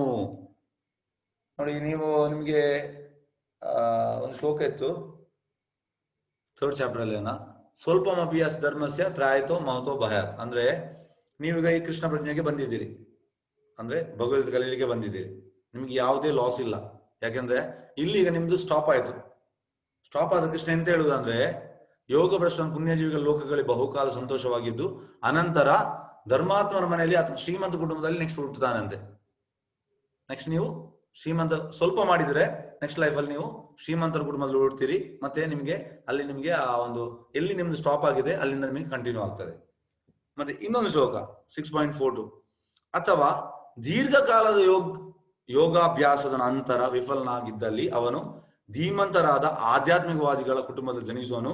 ನಿಶ್ಚಯವಾಗಿ ಈ ಜಗತ್ತಿನಲ್ಲಿ ಇಂಥ ಜನ್ಮವು ದುರ್ಲಭ ತರವಾದದ್ದು. ನೋಡಿ, ಫಸ್ಟ್ ಇದಂದ್ರೆ ನೀವು ಸ್ವಲ್ಪ ಮಾಡಿದ್ದೀರಿ, ಆಗ ನಿಮ್ಗೆ ಲಾಸ್ ಇಲ್ಲ. ನೆಕ್ಸ್ಟ್ ಲೈಫ್ ಅಲ್ಲಿ ಕೂಡ ನಮ್ದು ಕಂಟಿನ್ಯೂ ಆಗ್ತದೆ, ಶ್ರೀಮಂತ ಕುಟುಂಬದಲ್ಲಿ ಹುಡ್ತೀರಿ. ನೆಕ್ಸ್ಟ್ ಎಂತಂದ್ರೆ, ಈಗ ನೀವು ದೀರ್ಘಕಾಲ ಮಾಡಿದಿರಿ ಭಕ್ತಿ, ಮತ್ತೆ ಅದಲ್ಲಿ ನಾವು ಸ್ಟಾಪ್ ಮಾಡಿದಿರಿ. ಹಾಗೆ ಅಂತ ಅಂದ್ರೆ ಆಗ ಕೂಡ ಲಾಸ್ ಇಲ್ಲ ಅಂತೆ ಕೃಷ್ಣ ಪ್ರಜ್ಞೆಯಲ್ಲಿ. ಹಾಗೆ ಅಂತ ಹೇಳ್ತಾರೆ ಅಂದ್ರೆ, ನೀವು ವೈಷ್ಣವರ ಕುಟುಂಬದಲ್ಲಿ ಹುಡ್ತೀರಂತೆ. ಇದು ಆಕ್ಚುಲ್. ಮತ್ತೆ ಕೃಷ್ಣ ಅಂತ ಹೇಳುದಂದ್ರೆ, ನಿಶ್ಚಯವಾಗಿ ಈ ಜಗತ್ತಿನಲ್ಲಿ ಇಂಥ ಜನ್ಮವು ದುರ್ಲಭ, ಇಂಥದ್ದು ತುಂಬಾ ರೇರ್. ಹಾಗಾಗಿ ಕೃಷ್ಣ ಪ್ರಜ್ಞೆಯಲ್ಲಿ ಯಾವುದು ಲಾಸ್ ಇಲ್ಲ. ನೀವು ಸ್ವಲ್ಪ ಮಾಡಿದ್ರೆ ನಿಮ್ಗೆ ನೋಡಿ ಶ್ರೀಮಂತ ಕುಟುಂಬದಲ್ಲಿ ನಿಮ್ಗೆ ನೆಕ್ಸ್ಟ್ ಜನ್ಮ ಸಿಗ್ತದೆ. ಮತ್ತೆ ನೀವು ತುಂಬಾ ಮಾಡಿದ್ರೆ ನಿಮ್ಗೆ ನೆಕ್ಸ್ಟ್ ವೈಷ್ಣವ ಫ್ಯಾಮಿಲಿಯಲ್ಲಿ, ಅಂದ್ರೆ ಗಂಡ ಹೆಂಡತಿ ಇಬ್ಬರು ಕೂಡ ಆ ಒಂದು ಕೃಷ್ಣ ಪ್ರಜ್ಞೆಯಲ್ಲಿ ಇರುವಂತ ಆ ಫ್ಯಾಮಿಲಿಯಲ್ಲಿ ನಿಮಗೆ ಸಿಗ್ತದೆ. ಮತ್ತೆ ನೀವು ಹುಟ್ಟುತ್ತವೆ, ನೀವು ಅದನ್ನು ಪ್ರಾಕ್ಟೀಸ್ ಮಾಡಬಹುದು. ಶ್ರೇಷ್ಠ ಯೋಗಿ ಯಾರು? ನೋಡಿ, ಆಚಾರ್ಯರು ಶ್ರೇಷ್ಠ ಯೋಗಿ ಅಂದ್ರೆ ಅದು ಯಾವಾಗಲೂ ನಾರದ ಮುನಿ. ಯಾಕೆಂದ್ರೆ ನಾರದ ಮುನಿ ಎಲ್ಲರನ್ನು ಆ ಕೃಷ್ಣ ಪ್ರಜ್ಞೆ ತರಲು ಅವ್ರದ್ದು ಇಚ್ಛೆ, ಎಲ್ಲರನ್ನು ಅವ್ರದ್ದು ಪ್ರಯತ್ನ. ಅಂದ್ರೆ ಈಗ ನಾವೆಂತ ಪ್ರಯತ್ನ ನಮ್ದು ನಾರದ ಮುನಿ, ನಂದು ನಾನು ಹೇಳೋದು ನನ್ನ ಇದು 0.000000001% ಕೂಡ ಇಲ್ಲ ನಾರದ ಮುನಿ ಎದುರು ನಾನು. ಅವರು ಅಷ್ಟು ಪ್ರಯತ್ನ ಮಾಡ್ತಾರೆ ಅಂದ್ರೆ ಕೃಷ್ಣ ಪ್ರಜ್ಞೆ ಕೊಡ್ಲಿಕ್ಕೆ ಜನರಿಗೆಲ್ಲ. ಹಾಗಾಗಿ ಅವರು ನಿಜವಾದ ಹೀರೋ. ಆದ್ರೆ ಈಗ ಟಿವಿ ಸೀರಿಯಲ್ ಅಲ್ಲಿ ಮತ್ತೆ ಇದು ಧಾರಾವಾಹಿಯಲ್ಲೆಲ್ಲ ಅವರನ್ನು ಬೇರೆ ರೀತಿ ಇದು ಮಾಡ್ತಾರೆ. ಅದು ಆಕ್ಚುಲಿ ತಪ್ಪು. ಯಾಕಂದ್ರೆ ಅವರಿಗೆ ಗೊತ್ತಿಲ್ಲ, ಸರಿಯಾಗಿ ಅವ್ರು ತಿಳಿಲಿಲ್ಲ. ಆದ್ರೆ ಭಕ್ತಿ ಯೋಗದಲ್ಲಿ ನಾರದ ಮುನಿ ಅಂತ ಶ್ರೇಷ್ಠ ಹೋಗಿ ಬೇರೆ ಇಲ್ಲ. ಅದು ನಿಮ್ಗೆ ಲೇಟರ್ ಚಾಪ್ಟರ್ ಅಲ್ಲಿ ನಾವು ವಿವರಣೆ ನೀಡ್ತೇವೆ. ನೋಡಿ, ಈಗ ಇದನ್ನು ಬರುವ, ಏಕೆಂದ್ರೆ ಜನರಿಗೆ ಇದೆಲ್ಲ ಗೊತ್ತಿರಬೇಕು. All the other yogas are progression towards the destination of the bhakti yoga. ಯಾಕಂದ್ರೆ ನೋಡಿ, ಈ ಎಲ್ಲ ಯೋಗವು ಎಂತಂದ್ರೆ ಏಣಿ ಇದ್ದಾಗೆ, ಲ್ಯಾಡರ್ ಇದ್ದಾಗೆ. ಫಸ್ಟಿಗೆ ಕರ್ಮ ಅಂದ್ರೆ ನಾವು ಕೆಲಸ ಮಾಡೋದು, ಕೃಷ್ಣನ್ ಕನೆಕ್ಷನ್ ಇಲ್ಲ. ಯೋಗ ಅಂದ್ರೆ ಕನೆಕ್ಷನ್. ಹಾಗೆ ಎಂತ ಆಗ್ತದೆ ಅಂದ್ರೆ, ಈ ಕರ್ಮ ಯೋಗ ಮಾಡಿದಲ್ಲಿ ನೀವು ಕೆಲಸ ಮಾಡ್ತೀರಿ, ಆ ಕೆಲಸದ ಸ್ವಲ್ಪ ಅಂಶ ಕೃಷ್ಣನಿಗೆ ಕೊಡ್ತೀರಿ. ಹಾಗೆಂತ ಆಗ್ತದೆ ಅಂದ್ರೆ ನಿಮ್ಗೆ ಆ ಕೃಷ್ಣ ಪ್ರಜ್ಞೆಯಲ್ಲಿ ಹೋಗ್ಲಿಕ್ಕೆ ಅದು ಅನುಕೂಲ ಮಾಡ್ತದೆ. ಜ್ಞಾನ ಯೋಗ ನೋಡಿ, ಜ್ಞಾನ ಅಂದ್ರೆ ನೀವು ಜಸ್ಟ್ ಅಕಾಡೆಮಿಕ್ ಇದು ಕಲಿಯುವುದು, ಅದು ಜ್ಞಾನ. ಜ್ಞಾನ ಯೋಗ ಅಂದ್ರೆ ಕೃಷ್ಣನ ಬಗ್ಗೆ ಕಲಿಯುವುದು. ಹಾಗಾಗಿ ಇದನ್ನು ಕಲಿತ ಮೇಲೆ ಎಂತ ಆಗ್ತದೆ ಅಂದ್ರೆ, ಇದು ನಿಮ್ಗೆ ಆ ಕೃಷ್ಣ ಪ್ರಜ್ಞೆಯಲ್ಲಿ ಮುಂದೆ ಹೋಗ್ಲಿಕ್ಕೆ ಅದು ಅನುಕೂಲ ಮಾಡ್ತದೆ. ಮತ್ತೆ ಅಷ್ಟಾಂಗ ಯೋಗ ಎಂತ ಮಾಡ್ತದೆ? ಅಷ್ಟಾಂಗ ಯೋಗ ಕೂಡ ಹಾಗೆ, ಅದು ಕೂಡ ನಿಮ್ಗೆ ಮಾತ್ರ ಈ ಯುಗದಲ್ಲಿ ಆಗುದಿಲ್ಲ, ಅದು ಸತ್ಯಯುಗದಲ್ಲಿ. ಹಾಗಾಗಿ ಅಷ್ಟಾಂಗ ಯೋಗ ಕೂಡ ನಿಮ್ಗೆ ಕೃಷ್ಣ ಪ್ರಜ್ಞೆಗೆ ಹೆಲ್ಪ್ ಮಾಡ್ತದೆ. ಮತ್ತೆ ಲಾಸ್ಟ್ಗೆ ಭಕ್ತಿ ಯೋಗ. ಹಾಗಾಗಿ ಇದೆಲ್ಲ ಎಂತ ಹೇಳುದು, ಕೃಷ್ಣ ಪ್ರಜ್ಞೆಗೆ ಹೆಲ್ಪ್ ಮಾಡೋದು. ಹಾಗಾಗಿ ಭಕ್ತಿ ಯೋಗವು ಶ್ರೇಷ್ಠವಾದದ್ದು. ಯಾಕೆಂದ್ರೆ ಅದು ಡೈರೆಕ್ಟ್ ಆದ ಪ್ರೊಸೆಸ್, ಇಮಿಡಿಯೇಟ್ ಆಗಿ. ಹೇಗಂದ್ರೆ ನೋಡಿ, ಇದಕ್ಕೆ ನಾನು ನಿಮಗೆ ಒಂದು ಉದಾಹರಣೆ ಕೊಡ್ತೇನೆ. ಶ್ರೀಲ ಭಕ್ತಿ ಸಿದ್ಧಾಂತ ಸರಸ್ವತಿ ಠಾಕೂರ್, ನಮ್ಮ ಪ್ರಭುಪಾದಿದ ಗುರು. ಅವರಿಗೆ ಹೆಸರು ಎಂತಂದ್ರೆ ಲಿವಿಂಗ್ ಎನ್ಸೈಕ್ಲೋಪೀಡಿಯಾ. ಅಂದ್ರೆ ಈಗ ಈಗ ನಂದು ನಾನೀಗ ಒಂದು ಸಾಧಾರಣ ಒಂದು 10 ವರ್ಷದಿಂದ ಈ ಶ್ಲೋಕ ಓದಿ ಓದಿ ಓದಿ ಓದಿ ಈಗ ನನಗೆ ಸ್ವಲ್ಪ ಸ್ವಲ್ಪ ನೆನಪುಂಟು, ಅಂದ್ರೆ ಸ್ವಲ್ಪ ಸ್ವಲ್ಪ ನನಗೆ ಬರ್ತದೆ. ಅದು ನಾನು 10 ವರ್ಷ ಇದಕ್ಕೆ ಪ್ರಯತ್ನ ಮಾಡಿದ್ದೇನೆ. ಆದ್ರೆ ಭಕ್ತಿ ಸಿದ್ಧಾಂತ ಸರಸ್ವತಿ ಠಾಕೂರ್ ಹಾಗೆ ಅಲ್ಲ. ಅವರು ಹೇಗೆ ಅಂದ್ರೆ ಎಲ್ಲ ಪುಸ್ತಕ, ಈಗ ಹೇಗೆ ಅಂದ್ರೆ ಒಂದು ಈಗ ಭಾಗವತಂ 12 ಸ್ಕಂದ ಉಂಟು, ಅದ್ರಲ್ಲಿ 18 ವಾಲ್ಯೂಮ್ ಉಂಟು, ಮತ್ತೆ ಭಗವತ ಒಂದು ಬುಕ್ ಉಂಟು. ಅವರು ಒಮ್ಮೆ ಇದನ್ನು ಓದಿದ್ರೆ ಮತ್ತೆ ಎಲ್ಲ ಒಳಗಿದ್ದ ವರ್ಡ್ಸ್ ಎಲ್ಲ ಅವರ ಇದರಲ್ಲಿ ಅಚ್ಚಿ ಹಿಡಿದ ಹಾಗೆ. ಅದಕ್ಕೆ ಅವರು ಎನ್ಸೈಕ್ಲೋಪೀಡಿಯಾ. ಮತ್ತೆ ಎಂತ ಅಂದ್ರೆ ಎಲ್ಲ ಶ್ಲೋಕಗಳು ಒಮ್ಮೆ ಜಸ್ಟ್ ಅವ್ರು ಓದುದಂತೆ, ಭಕ್ತಿಸಿದ್ಧಾಂತ ಸರಸ್ವತಿ ಠಾಕೂರ್ ಒಮ್ಮೆ ಜಸ್ಟ್ ಹೀಗೆ ಓದುದಂತೆ, ಅದು ಒಳಗೆ ಮತ್ತೆ ಅವರಿಗೆ ಓದ್ಬೇಕಂತಿಲ್ಲ. ಬುಕ್ ಒಮ್ಮೆ ಓದಿದ್ರೆ ಮತ್ತೆ ಬುಕ್ ಸೈಡಲ್ಲಿ ಇಡ್ಬೋದು. ಹಾಗೆ ಎಷ್ಟೋ ಲಕ್ಷ ಶ್ಲೋಕಗಳು ಅವರಿಗೆ ಎಲ್ಲ ಅಚ್ಚಿಡಿದಾಗ, ಹಾಗಾಗಿ ಅವರಿಗೆ ಲಿವಿಂಗ್ ಎನ್ಸೈಕ್ಲೋಪೀಡಿಯಾ. ಮತ್ತೆ ಅವರು ನೈಷ್ಠಿಕ ಬ್ರಹ್ಮಚಾರಿ. ಪ್ರಭುಪಾದ್ ಗೃಹಸ್ಥ ಆಗಿದ್ರು, ಅವರು ಬ್ರಹ್ಮಚಾರಿ ಆಗಿದ್ರು. ನೋಡಿ, ಅವರ ತಂದೆ ಕೂಡ ಭಕ್ತಿವಿನೋದ್ ಠಾಕೂರ್, ಅವರು ಗೃಹಸ್ಥ ಆಗಿದ್ರು. ಭಕ್ತಿವಿನೋದ್ ಠಾಕೂರ್ ಶಿಷ್ಯ ಗೌರ್ ಕಿಶೋರ್ ದಾಸ್ ಬಾಬಾಜಿ ಮಹಾರಾಜ್. ಮತ್ತೆ ಅವರು ಆಕ್ಚುಲಿ ಎಂತ ಎಜುಕೇಶನ್ ಇರಲಿಲ್ಲ, ಆದರೆ ಖಾಲಿ ಅವರಿಗೆ ಅವ್ರು ಜಪ ಮಾಡಿದ್ರು. ಅವರಂದ್ರೆ ಪರಮಹಂಸ, ಮತ್ತೆ ಜಸ್ಟ್ ಅವ್ರು ಜಪ ಮಾಡ್ತಿದ್ದದು. ಇವರ ತಂದೆ ಹೇಳಿದ್ರು ಭಕ್ತಿ, ನೀನು ಹೋಗಿ ಅವನ ಹತ್ರ ದೀಕ್ಷೆ ತಗೋ ಅಂತ. ನೋಡಿ, ಇದು ನೋಡಿ, ಒಬ್ಬ ಹೈಲಿ ಕ್ವಾಲಿಫೈಡ್ ಭಕ್ತಿ ಸಿದ್ಧಾಂತ ಸರಸ್ವತಿ ಠಾಕೂರ್, ಇವರಿಗೆ ಎಂತ ಕ್ವಾಲಿಫಿಕೇಶನ್ ಇಲ್ಲ. ಹಾಗಾಗಿ ಈ ಭಕ್ತಿ ಯೋಗದಲ್ಲಿ ಇದು ಯಾವುದೇ ಬರುವುದಿಲ್ಲ. ಯಾಕಂದ್ರೆ ನಮ್ದು ಸೋಕಾಲ್ಡ್ ಕ್ವಾಲಿಫಿಕೇಶನ್ ಇದು ಜಸ್ಟ್ ಹೆಸರಿಗೆ ಮಾತ್ರ. ಆದ್ರೆ ನೀವು ಜಪ ಮಾಡ್ತಾ ಮಾಡ್ತಾ ಎಂತ ಆಗ್ತದೆ ಅಂದ್ರೆ ಕೃಷ್ಣ ಎಲ್ಲವನ್ನು ಕೊಡ್ತಾನೆ, ನಿಮ್ದು ಸೋಕಾಲ್ಡ್ ಎಜುಕೇಶನ್ ಎಲ್ಲ ಕೊಡ್ತಾನೆ. ಹಾಗಾಗಿ ಅವ್ರು ಹೋಗ್ತಾರೆ ಭಕ್ತಿ ಸರಸ್ವತಿ ಠಾಕೂರ್ ಅವರ ಹತ್ರ ನನ್ನ ದೀಕ್ಷೆ ತಗೊಳ್ಳಿಕ್ಕೆ. ಅವ್ರು ಹೇಳ್ತಾರೆ, ನಾನು ಏನು ಪ್ರಯೋಜನ ಇಲ್ಲ, ನನಗೆ ಎಂತ ಗೊತ್ತಿಲ್ಲ, ನನಗೆ ಎಜುಕೇಶನ್ ಇಲ್ಲ. ಆದ್ರೆ ಇವ್ರು ಹೇಳ್ತಾರೆ, ಇಲ್ಲ, ನನ್ನ ತಂದೆ ಹೇಳಿದ್ದಾರೆ ನೀವು ಯೋಗ್ಯರು. ಅವರು ರಿಜೆಕ್ಟ್ ಮಾಡ್ತಾ ಮಾಡ್ತಾ ಮಾಡ್ತಾ ಮಾಡ್ತಾ ಮಾಡ್ತಾ ಲಾಸ್ಟಿಗೆ ಇವರ ಒಂದು ಭಕ್ತಿದು ತೀವ್ರತೆ ನೋಡಿ ಮತ್ತೆ ಅವರಿಗೆ ದೀಕ್ಷೆ ಕೊಡ್ತಾರೆ. ಹಾಗಾಗಿ ಭಕ್ತಿ ಯೋಗದಲ್ಲಿ ಎಂತ ಅಂದ್ರೆ ನಿಮ್ಗೆ ಆ ಎಜುಕೇಶನ್, ಸೋಕಾಲ್ಡ್ ಈ ಮೆಟೀರಿಯಲ್ ಎಜುಕೇಶನ್, ಭೌತಿಕ ಎಜುಕೇಶನ್ ಯಾವುದು ಅಪ್ಲೈ ಆಗುದಿಲ್ಲ. ಅದರಲ್ಲಿ ನಾವು ಹೇಗೆ ಜಪ ಮಾಡಿ ನಮ್ದು ಎಂತ ಹೇಳೋದು, ಆ ಕೃಷ್ಣ ಪ್ರಜ್ಞೆ ಕೃಷ್ಣ ಕೊಡುವುದು. ನಮ್ಮ ಹೃದಯದಲ್ಲಿ ಪರಮಾತ್ಮನಾಗಿದ್ದಾನೆ. ನಾವು ಜಪ ಮಾಡ್ತಾ ಮಾಡ್ತಾ ಎಂತ ಆಗ್ತದೆ ಅಂದ್ರೆ ನಮ್ಮ ಪರಮಾತ್ಮ ಆಕ್ಟಿವ್ ಆಗ್ತಾನೆ, ಮತ್ತೆ ನಮಗೆ ಪರಮಾತ್ಮ ಎಲ್ಲ ಗೈಡೆನ್ಸ್ ಕೊಡ್ತಾನೆ. ಅದು ಇದು ಸೋಕಾಲ್ಡ್ ಎಜುಕೇಶನ್ ಅಲ್ಲಿ ಬರುವುದಿಲ್ಲ. ಎಸ್, ಯಾರು ಸದಾ ನನ್ನಲ್ಲಿ ಇರುವನು, ತನ್ನಲ್ಲಿರುವ ನನ್ನನ್ನು ಕುರಿತು ಚಿಂತಿಸುವನು, ನನ್ನನ್ನು ಭಜಿಸುವನು, ಅವನೇ ಎಲ್ಲ ಯೋಗಿಗಳ ಯೋಗದಲ್ಲಿ ನನ್ನೊಡನೆ ಅತ್ಯಂತ ಆತ್ಮೀಯ ಒಂದಾಗಿರೋನು ಮತ್ತು ಅವನೇ ಎಲ್ಲರಿಗಿಂತ ಶ್ರೇಷ್ಠನಾದವನು. ಇದು ನನ್ನ ಅಭಿಪ್ರಾಯ. ಅಂದ್ರೆ ಯಾರು ಇದಕ್ಕೆ ಶ್ಲೋಕ ಮನ್ಮನಾಭಾವ ಮತ್ತು ಮಧ್ಯಾಜಿ ಮಾಂ ನಮಸ್ಕುರು ಅಂದ್ರೆ ಸದಾ ಕೃಷ್ಣನನ್ನು ಸ್ಮರಿಸುತ್ತಾ, ಕೃಷ್ಣನನ್ನು ಚಿಂತಿಸುತ್ತಾ, ಕೃಷ್ಣನನ್ನು ಭಜಿಸುತ್ತಾ, ಅವನೇ ಎಲ್ಲ ಯೋಗಿಗಳಲ್ಲಿ ಯೋಗದಲ್ಲಿ ನನ್ನೊಡನೆ ಅತ್ಯಂತ ಆತ್ಮೀಯವಾಗಿ ಒಂದಾಗಿರೋಣ ಮತ್ತು ಅವನೇ ಎಲ್ಲರಿಗಿಂತ ಶ್ರೇಷ್ಠನಾದವನು. ಅವ ನಿಜವಾದ ಯೋಗಿ. ನೋಡಿ, ಇದು ಯೋಗ ಅಂದ್ರೆ ಆಕ್ಚುಲಿ ಆಡ್ ಮಾಡುವುದು. ನಾವು ಕೃಷ್ಣನನ್ನು ನಮ್ಮ ಜೀವನದಲ್ಲಿ ಆಡ್ ಮಾಡುವುದು, ಆಧ್ಯಾತ್ಮಿಕ ಅಭ್ಯಾಸ.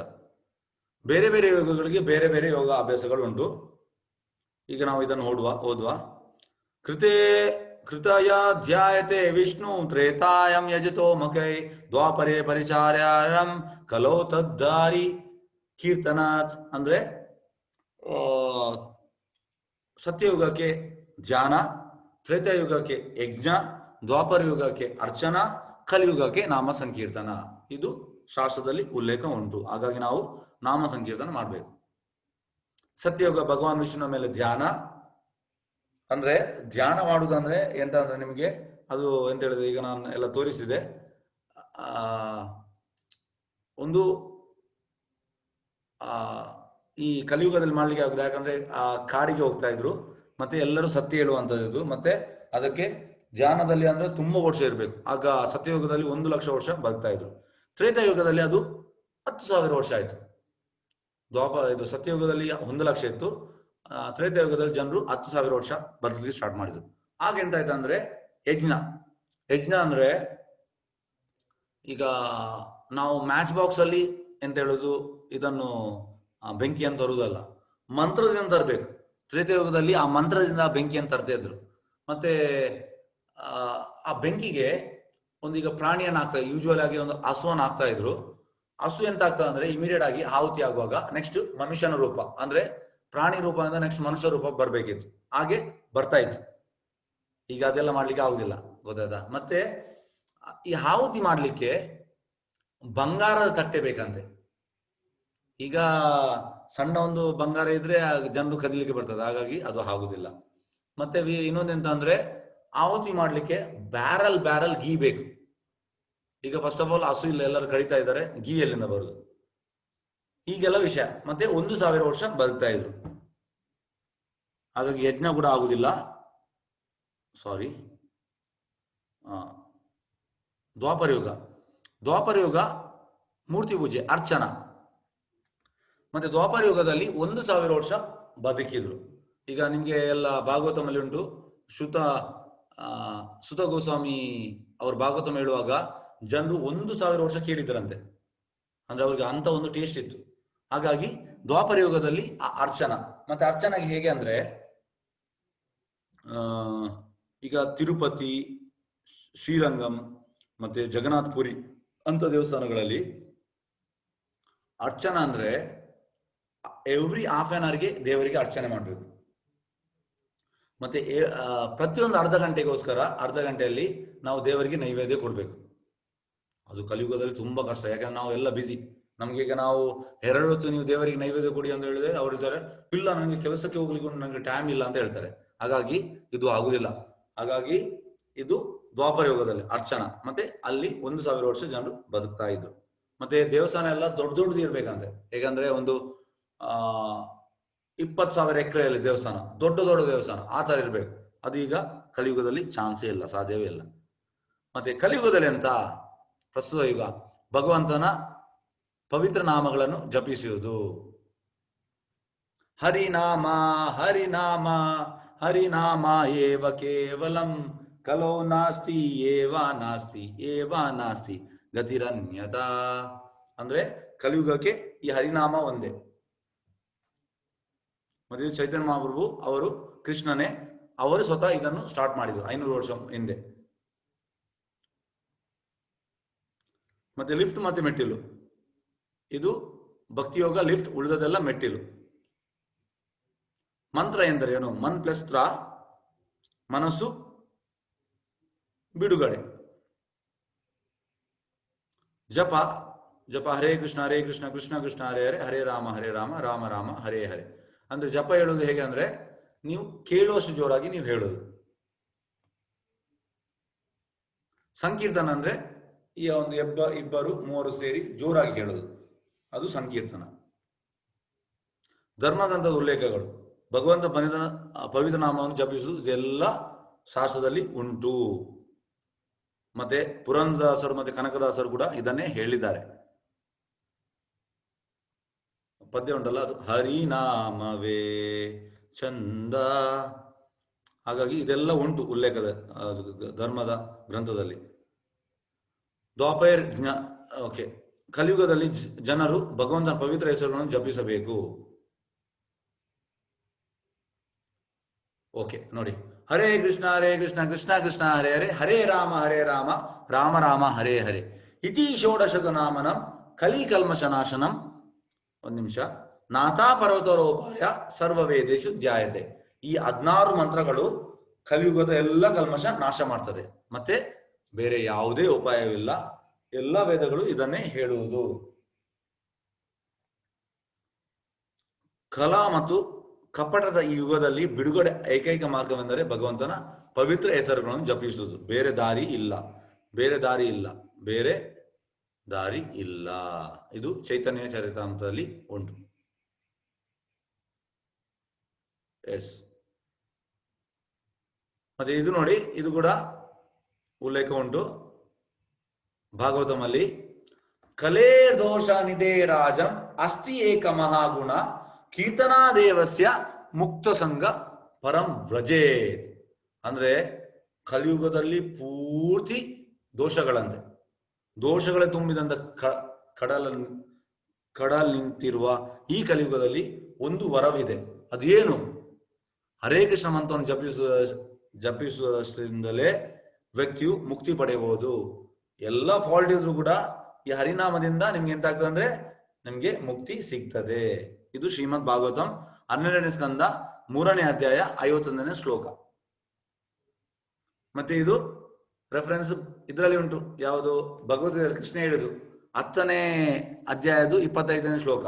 ಯಜ್ಞ ಜಪೋ ಯಜ್ಞೋ ಅಸ್ಮಿ, ಅಂದ್ರೆ of sacrifices I am the chanting of the holy name. ಜಪವು ಕೃಷ್ಣ ಹೇಳುದು ಜಪ ನಾನ್ ಅಂತ ಹೇಳ್ತಾನೆ. ಧರ್ಮದಂತ ಉಲ್ಲೇಖಗಳು ನನ್ನ ಪ್ರಭು ದೇವೋತ್ತಮ ಪರಮಪುರುಷ ನಿನ್ನ ಪವಿತ್ರ ಹೆಸರಿನಲ್ಲಿ ಜೀವಂತ ಅಸ್ತಿತ್ವಕ್ಕೆ ಎಲ್ಲ ಅದೃಶ್ಯವಿದೆ ಮತ್ತು ಅದರಿಂದ ನಿಮಗೆ ಕೃಷ್ಣ ಮತ್ತು ಗೋವಿಂದನಂತ ಅನೇಕ ಹೆಸರುಗಳಿವೆ. ನಿಮ್ಮ ಎಲ್ಲಾ ಸಾಮರ್ಥ್ಯಗಳನ್ನು ನೀವು ಈ ಹೆಸರುಗಳನ್ನು ಹೂಡಿದ್ದೀರಿ. ಅವುಗಳನ್ನು ನೆನಪಿಟ್ಟುಕೊಳ್ಳಲು ಯಾವುದೇ ಕಠಿಣ ಮತ್ತು ವೇಗದ ನಿಯಮಗಳಿಲ್ಲ. ಎಸ್, ಇದು ಎಂತಂದ್ರೆ ಶಿಕ್ಷಾಷ್ಟಮದು 2ನೇ ಶ್ಲೋಕ. ನಾಮಕಾರಿ ಬಹುದಾ ನಿಜ ಸರ್ವಶಕ್ತಿ ತತ್ರಾಪಿತಾ ನಿಯಮಿತ ಸ್ಮರಣೇನ ಕಾಲಃ ಏತಾದೃಶೀ ತವ ಕೃಪಾ ಭಗವನ್ ಮಮಾಪಿ ದುರ್ದೈವಮಿದೃಶಂ ಯಜಾನಿ ನಾನುರಾಗ. ಅಂದ್ರೆ ಆ ಶ್ಲೋಕ ಎಂತ ಹೇಳುದು ಅಂದ್ರೆ, ಕೃಷ್ಣ ನಾಮಕಾರಿ ಬಹುದ, ನಿನಗೆ ಕೋಟಿಗಟ್ಟಲೆ ಹೆಸರುಂಟು. ಗೋವಿಂದ, ಕೃಷ್ಣ ಇಂತ ನಿನ್ಗೆ ಕೋಟಿಗಟ್ಟಲೆ ಹೆಸರುಂಟು. ಮತ್ತೆ ಈ ಹೆಸರಲ್ಲಿ ನೀನು ಇದ್ದೀಯಾ. ಮತ್ತೆ ಈ ಹೆಸರು ಹೇಳಲಿಕ್ಕೆ ಯಾವುದೇ ಕಠಿಣ ನಿಯಮ ಇಲ್ಲ. ಮತ್ತೆ ನೀನು ಎಂತ ಮಾಡಿದೀಯ ಅಂದ್ರೆ ಕಠಿಣ ನಿಯಮ ಇಲ್ಲ. ಮತ್ತೆ ನೀನು ಇದನ್ನು ನಮ್ಗೆ ಅನುಗ್ರಹಿಸಿದ್ದಿ. ಆದ್ರೆ ನಾನು ಎಂತ ಮೂರ್ಖ ಅಂದ್ರೆ ನನಗೆ ಅದರಲ್ಲಿ ರುಚಿ ಇಲ್ಲ. ಇದು ನಮ್ಮ ಕಂಡೀಷನ್. ಆಕ್ಚುಲಿ ಕೃಷ್ಣ ಎಲ್ಲವನ್ನು ಕೊಟ್ಟಿದ್ದಾನೆ, ಆದ್ರೆ ನಮ್ದು ಕಂಡೀಷನ್ ಎಂತ ಆಗಿದೆ ಅಂದ್ರೆ ನಮ್ಗೆ ಅದರಲ್ಲಿ ಆಸಕ್ತಿಯೇ ಇಲ್ಲ. ಕೃಷ್ಣ ಎಲ್ಲವನ್ನು ಕೊಟ್ಟಿದ್ದಾನೆ. ಮತ್ತೆ ಜಪದ ಡೂಸ್ ಆಫ್ ಚಾಂಟಿಂಗ್.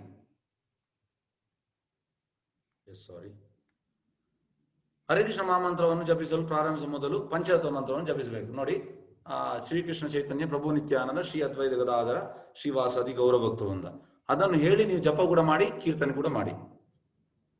ಪಂಚತತ್ವ ಮಹಾಮಂತ್ರ ನೋಡಿ ಇದೆ. ಜಯ ಶ್ರೀಕೃಷ್ಣ ಚೈತನ್ಯ ಪ್ರಭು ನಿತ್ಯಾನಂದ ಶ್ರೀ ಅದ್ವೈತ ಗದಾಧರ ಶ್ರೀವಾಸಾದಿ ಗೌರಭಕ್ತ ವೃಂದ, ಇದನ್ನು ಹೇಳ್ಬೇಕು.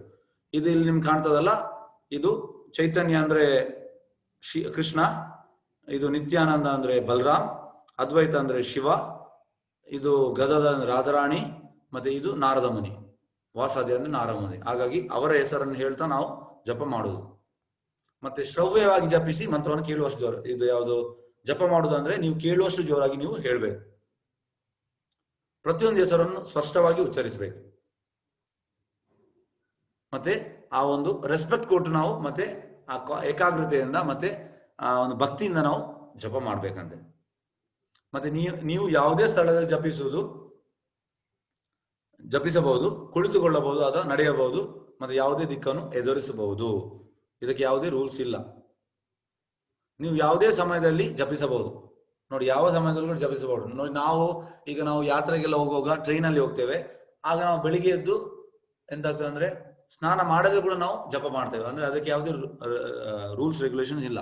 ಎಲ್ಲಿ ಯಾವ ಟೈಮಲ್ಲಿ ಕೂಡ ನೀವು ಮಾಡುವುದು. ಆದ್ರೆ ದೇವಸ್ಥಾನದಲ್ಲಿ ಇರುವಾಗ ನಾವು ಸ್ನಾನ ಮಾಡಿ ಜಪ ಮಾಡುದು. ಆದ್ರೆ ಎಂತ ಹೇಳುದು, ಪರಿಸ್ಥಿತಿ ನೋಡಿ, ಅಂದ್ರೆ ಸಿಚುವೇಶನ್ ನೋಡಿ.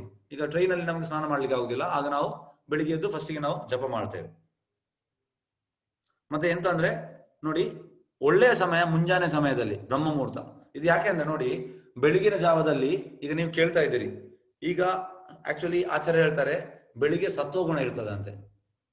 ಹೇಗಂದ್ರೆ ನೀವೀಗ ಒಂದು ಪ್ರಯತ್ನ ಮಾಡ್ಲಿಕ್ಕೆ ಹೋಗ್ತೀರಿ, ಮತ್ತೆ ನಿಮ್ಗೆ ನೇಚರ್ ಅದರ ಸಹಾಯ ಕೊಡ್ತದೆ. ಮತ್ತೆ ಒಂದು ಬೆಳಿಗ್ಗೆ 10 ಗಂಟೆಯಿಂದ ಸಂಜೆ ಒಂದು 6 ಗಂಟೆ ತನಕ ಆಗ ರಜೋಗುಣ ಇರ್ತದಂತೆ. ಮತ್ತೆ ಸಂಜೆ 6:30ಯಿಂದ ರಾತ್ರಿ ಆಲ್ಮೋಸ್ಟ್ 3 o'clock ತನಕ 3:30 ತನಕ ಆಗ ತಮೋಗುಣ ಇರ್ತದೆ. ಹಾಗಾಗಿ ನಾವು ರಾತ್ರಿ ಮಲಗುದು. ಹಾಗಾಗಿ ಬೆಳಿಗ್ಗೆ ಶುರು ಮಾಡಿ ಮತ್ತೆ ದಿನನಿತ್ಯ ನಿಮ್ಗೆ ಮಾಡ್ತಾ ಇರ್ಬೋದು. ಆದ್ರೆ ಬೆಳಿಗಿನ ಜಾವದಲ್ಲಿ ಮಾಡಿದ್ರೆ ತುಂಬಾ ಒಳ್ಳೆಯದು. ಸ್ನಾನ ಮಾಡುವ ಮೊದಲು ಅಥವಾ ಅನಂತರ ನೀವು ಜಪಿಸಬಹುದು. ಎಣಿಕೆ ಇಟ್ಟುಕೊಂಡು ಜಪಿಸಲು ಸೂಚಿಸಲಾಗುತ್ತದೆ. ಅಂದ್ರೆ ಯಾವಾಗಲೂ ಆ ಬೀಡ್ಸ್ ಅಲ್ಲಿ ಎಣಿಕೆ ಇಟ್ಟು ಮಾಡಿ, ಯಾಕಂದ್ರೆ ಅದು ನಿಮ್ಮನ್ನು ಆ ಒಂದು ಡಿಸಿಪ್ಲಿನ್ಗೆ ತರ್ತದೆ, ಮತ್ತೆ ಇದರಲ್ಲಿ ನಿಮಗೆ ತುಂಬಾ ಪ್ರಯೋಜನ ಉಂಟು. ಮತ್ತೆ ಡು ನಾಟ್ಸ್ ಯಾವುದೆಲ್ಲ ಮಾಡಬಾರ್ದು. ಒಬ್ಬರು ಮಹಾಮಂತ್ರದ ಒಂದು ಭಾಗವನ್ನು ಮಾತ್ರ ಜಪಿಸಬಾರದು, ಯಾಕೆಂದ್ರೆ ಅರ್ಧಂಬರ್ಧ ಹೇಳ್ಬಾರ್ದು. ಮಾಲೆಯ ಕೃಷ್ಣಮಣಿ ಮೇಳೆ ಒಬ್ಬರು ಜಪಿಸಬಾರದು. ಅಂದ್ರೆ ಫಸ್ಟಿಗೆ ಆ ಜಪಮಾಲೆಯಲ್ಲಿ ಬರ್ತದೆ, ಅದರಲ್ಲಿ ನೀವು ಶ್ರೀಕೃಷ್ಣ ಚೈತನ್ಯ ಪ್ರಭು ನಿತ್ಯಾನಂದ ಶ್ರೀ ಅದ್ವೈತ ಗದಾಧರ ಶ್ರೀವಾಸಾದಿ ಗೌರವ ಭಕ್ತನ ಹೇಳ್ಬೇಕು. ಮತ್ತೆ ಉಳಿದ ಕಾಯಿಯಲ್ಲಿ ನೀವು ಜಪ ಮಾಡ್ಬೇಕು. ಹಾಗಾಗಿ ಅದರಲ್ಲಿ ನೀವು ಹರೇ ಕೃಷ್ಣ ಮಹಾಮಂತ್ರ ಹೇಳ್ಬಾರ್ದು. ಮೇಲೆ ನಿಮ್ಗೆ ಕಾಣ್ತದಲ್ಲ ಇದು ನೋಡಿ, ಇದು ಎಸ್. ಜಪ ಮಾಡುವಾಗ ಪುಸ್ತಕ ಓದುವುದು ಅಥವಾ ಟಿವಿ ನೋಡುವುದು ಮಾಡಬಾರದು. ಅಂದ್ರೆ ಪೂರ್ತಿ ಅದರಲ್ಲೇ ನೀವು ಮಗ್ನರಾಗಿ ಇರಬೇಕು. ಜಪ ಮಾಡುವುದರಿಂದ ಪ್ರಯೋಜನಗಳು ಏನು ನೋಡಿ. ಇಂಥ ಒಂದು ಆ ಒಂದು ಹ್ಯಾಪಿ ಫ್ಯಾಮಿಲಿ ಆಗ್ತದೆ, ಎಲ್ಲರೂ ಒಂದು ಖುಷಿಯಲ್ಲಿ ಇರಬಹುದು. ಪಾಪದ ಬದಿಗೆ ಬಿಡುಗಡೆ. ಮತ್ತೆ ಜಪ ಮಾಡಿದ ಎಂತ ಆಗ್ತದೆ ಅಂದ್ರೆ ಪಾಪದ ಈ ನರಕ ಲೋಕದಲ್ಲಿ ಇದೆಲ್ಲ ಉಂಟು ಉಲ್ಲೇಖ, ಹಾಗಾಗಿ ಇದರಿಂದ ಬಿಡುಗಡೆ. ಮತ್ತೆ ಬೇಡದ ನೋಡಿ, ಎಷ್ಟು ಒಳ್ಳೆಯ ಹುಡುಗ ಆದ್ರೆ ಡ್ರಗ್ಸ್ ತಗೊಂಡು ಬಿದ್ದಿದ್ದಾನೆ. ಮತ್ತೆ ಮಾನಸಿಕ ಒತ್ತಡದಿಂದ ಬಿಡುಗಡೆ. ಇದಕ್ಕೆ ಒಂದು ಉದಾಹರಣೆ ಕೊಡ್ತೇನೆ. ಎಂತ ಆಯ್ತು ಅಂದ್ರೆ ಒಬ್ಬನಿಗೆ ಡಿಪ್ರೆಷನ್ ಕೇಸ್ ಇತ್ತು. ಇದು ನಿಮ್ಗೆಲ್ಲರಿಗೂ ಗೊತ್ತುಂಟು, ಹೆಚ್ಚು ಕೆಲವರಿಗೆ ಇರ್ತದೆ ಅದು ಡಿಪ್ರೆಷನ್ ಕೇಸ್. ಆ ಡಿಪ್ರೆಷನ್ ಕೇಸ್ ಇದ್ದವನಿಗೆ ಎಂತ ಆಯ್ತು ಅಂದ್ರೆ ಅವ್ ಸ್ಟಡೀಸ್ ಎಲ್ಲ ಸ್ಟಾಪ್ ಮಾಡಿದ. ಆಕ್ಚುಲಿ ಒಳ್ಳೆ ಇಂಜಿನಿಯರಿಂಗ್ ಕಲಿತಾ ಇದ್ದ. ಆದ್ರೆ ಡಿಪ್ರೆಷನ್ ಆದ ಕಾರಣ ಅವನಿಗೆ ಸ್ವಲ್ಪ ಇದಾಯ್ತು, ಬಿಟ್ಟ ಮೇಲೆ ಮನೆಯವರು ಎಂತ ಮಾಡಿದ್ರು ಅಂದ್ರೆ ಅವನನ್ನು ಆ ಒಂದು ಎಂತ ಹೇಳುದು ಮಿಷಿನ್ ಒಂದು ಟ್ರೀಟ್ಮೆಂಟ್ ಕೊಡ್ತಾರೆ ಅವರು. ಆ ಟ್ರೀಟ್ಮೆಂಟ್ ಕರ್ಕೊಂಡು ಹೋಗಿ ಅವನಿಗೆ ತುಂಬಾ ಹಿಂಸೆ ಆಯ್ತು. ಮತ್ತೆ ಅವ್ರು ಹೇಳಿದ ಅವನ ತಂದೆ ತಾಯಿ ಹತ್ರದ, ನನ್ಗೆ ಬೇಡ ಇದು ಬೇಡ ಅಂತ. ಆದ್ರೆ ಅವ ಸ್ವಲ್ಪ ಮನೆಯಲ್ಲೆಲ್ಲ ಕಿರಿಕಿರಿ ಜಾಸ್ತಿ ಇತ್ತು. ಮತ್ತೆ ಅವ ಎಂತ ಮಾಡಿದ ಅಂದ್ರೆ ಅವ ಮನೆ ಬಿಟ್ಟು ಓಡಿ ಹೋದ. ಕೇಳದೆ ಸೀದಾ ಓಡಿ ಹೋದ. ಅವ ಸೀದಾ ತಿರುಪತಿಗೆ ಹೋದ. ಯಾಕಂದ್ರೆ ಅದ್ ಮತ್ತೆ ಸ್ಟೋರಿ, ಯಾಕಂದ್ರೆ ತಿರುಪತಿ ದೇವಸ್ಥಾನದಲ್ಲಿ ನಮ್ಗೆ ಹೇಳಿದ್ರು ಅವರು. ತಿರುಪತಿಗೆ ಹೋಗಿ ಎಂತ ಆಯ್ತು ಅಂದ್ರೆ ಅವ ಮೇಲೆ ಇದ್ದ. ಮತ್ತೆ ನಮ್ಮ ತಿರುಪತಿ ಮೇಲೆ ನಮ್ದು ಬುಕ್ ಸ್ಟಾಲ್ ಉಂಟು ನಮ್ಮ ಇಸ್ಕಾನ್ ಅವರದು. ಅಲ್ಲಿ ಅವ ಬಂದು ಪುಸ್ತಕ ಕೇಳಿದ. ಮತ್ತೆ ಹೇಳಿದ ನನ್ನ ಹತ್ರ ಹಣ ಇಲ್ಲ. ಮತ್ತೆ ನಮ್ಮ ಅವರು ಹೇಳಿದ್ರು, ಅವನಿಗೆ ಫ್ರೀ ಕೊಟ್ಟರು ಅವರು, ನಮ್ಮ ಪ್ರಭುಜಿ ಅವರೇ ಹೇಳಿದ್ರು ಕತೆ. ಹಾಗೆ ನಾನು ನಿಮ್ಗೆ ಹೇಳ್ತಾ ಇದ್ದೇನೆ. ಹಾಗಾಗಿ ಫ್ರೀ ಕೊಟ್ಟ ಮೇಲೆ ಅವ ಓದ್ಲಿಕ್ಕೆ ಸ್ಟಾರ್ಟ್ ಮಾಡಿದ ಭಗವದ್ಗೀತಾ.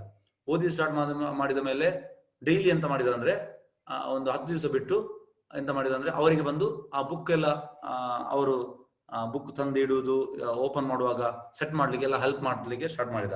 ಹಾಗೆ 1 ತಿಂಗಳು ಮಾಡಿದ. ಮತ್ತೆ ಅಲ್ಲಿ ಪ್ರಸಾದ್ ತಿಂತಾ ಇದ್ದ. ಮತ್ತೆ ಅಲ್ಲಿ ಸೈಡ್ ಅಲ್ಲಿ ಮಲಗ್ತಾ ಇದ್ದ ತಿರುಪತಿಯಲ್ಲಿ.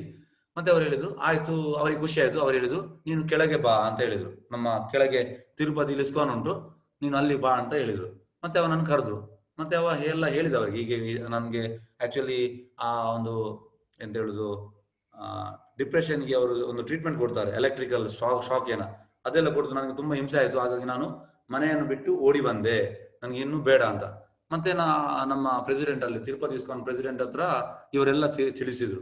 ಅದಕ್ಕೆ ಅವ್ರು ಹೇಳಿದ್ರು ಆಯ್ತು, ಅಲ್ಲಿ ಒಂದು ಗೋಶಾಲೆ ಉಂಟು ನಮ್ದು, ಅಲ್ಲಿ 400 ಹಸುಗಳುಂಟು. ಅವನನ್ನು 6 ತಿಂಗಳು ಗೋಶಾಲೆಯಲ್ಲಿ ಹಾಕಿದ್ರು.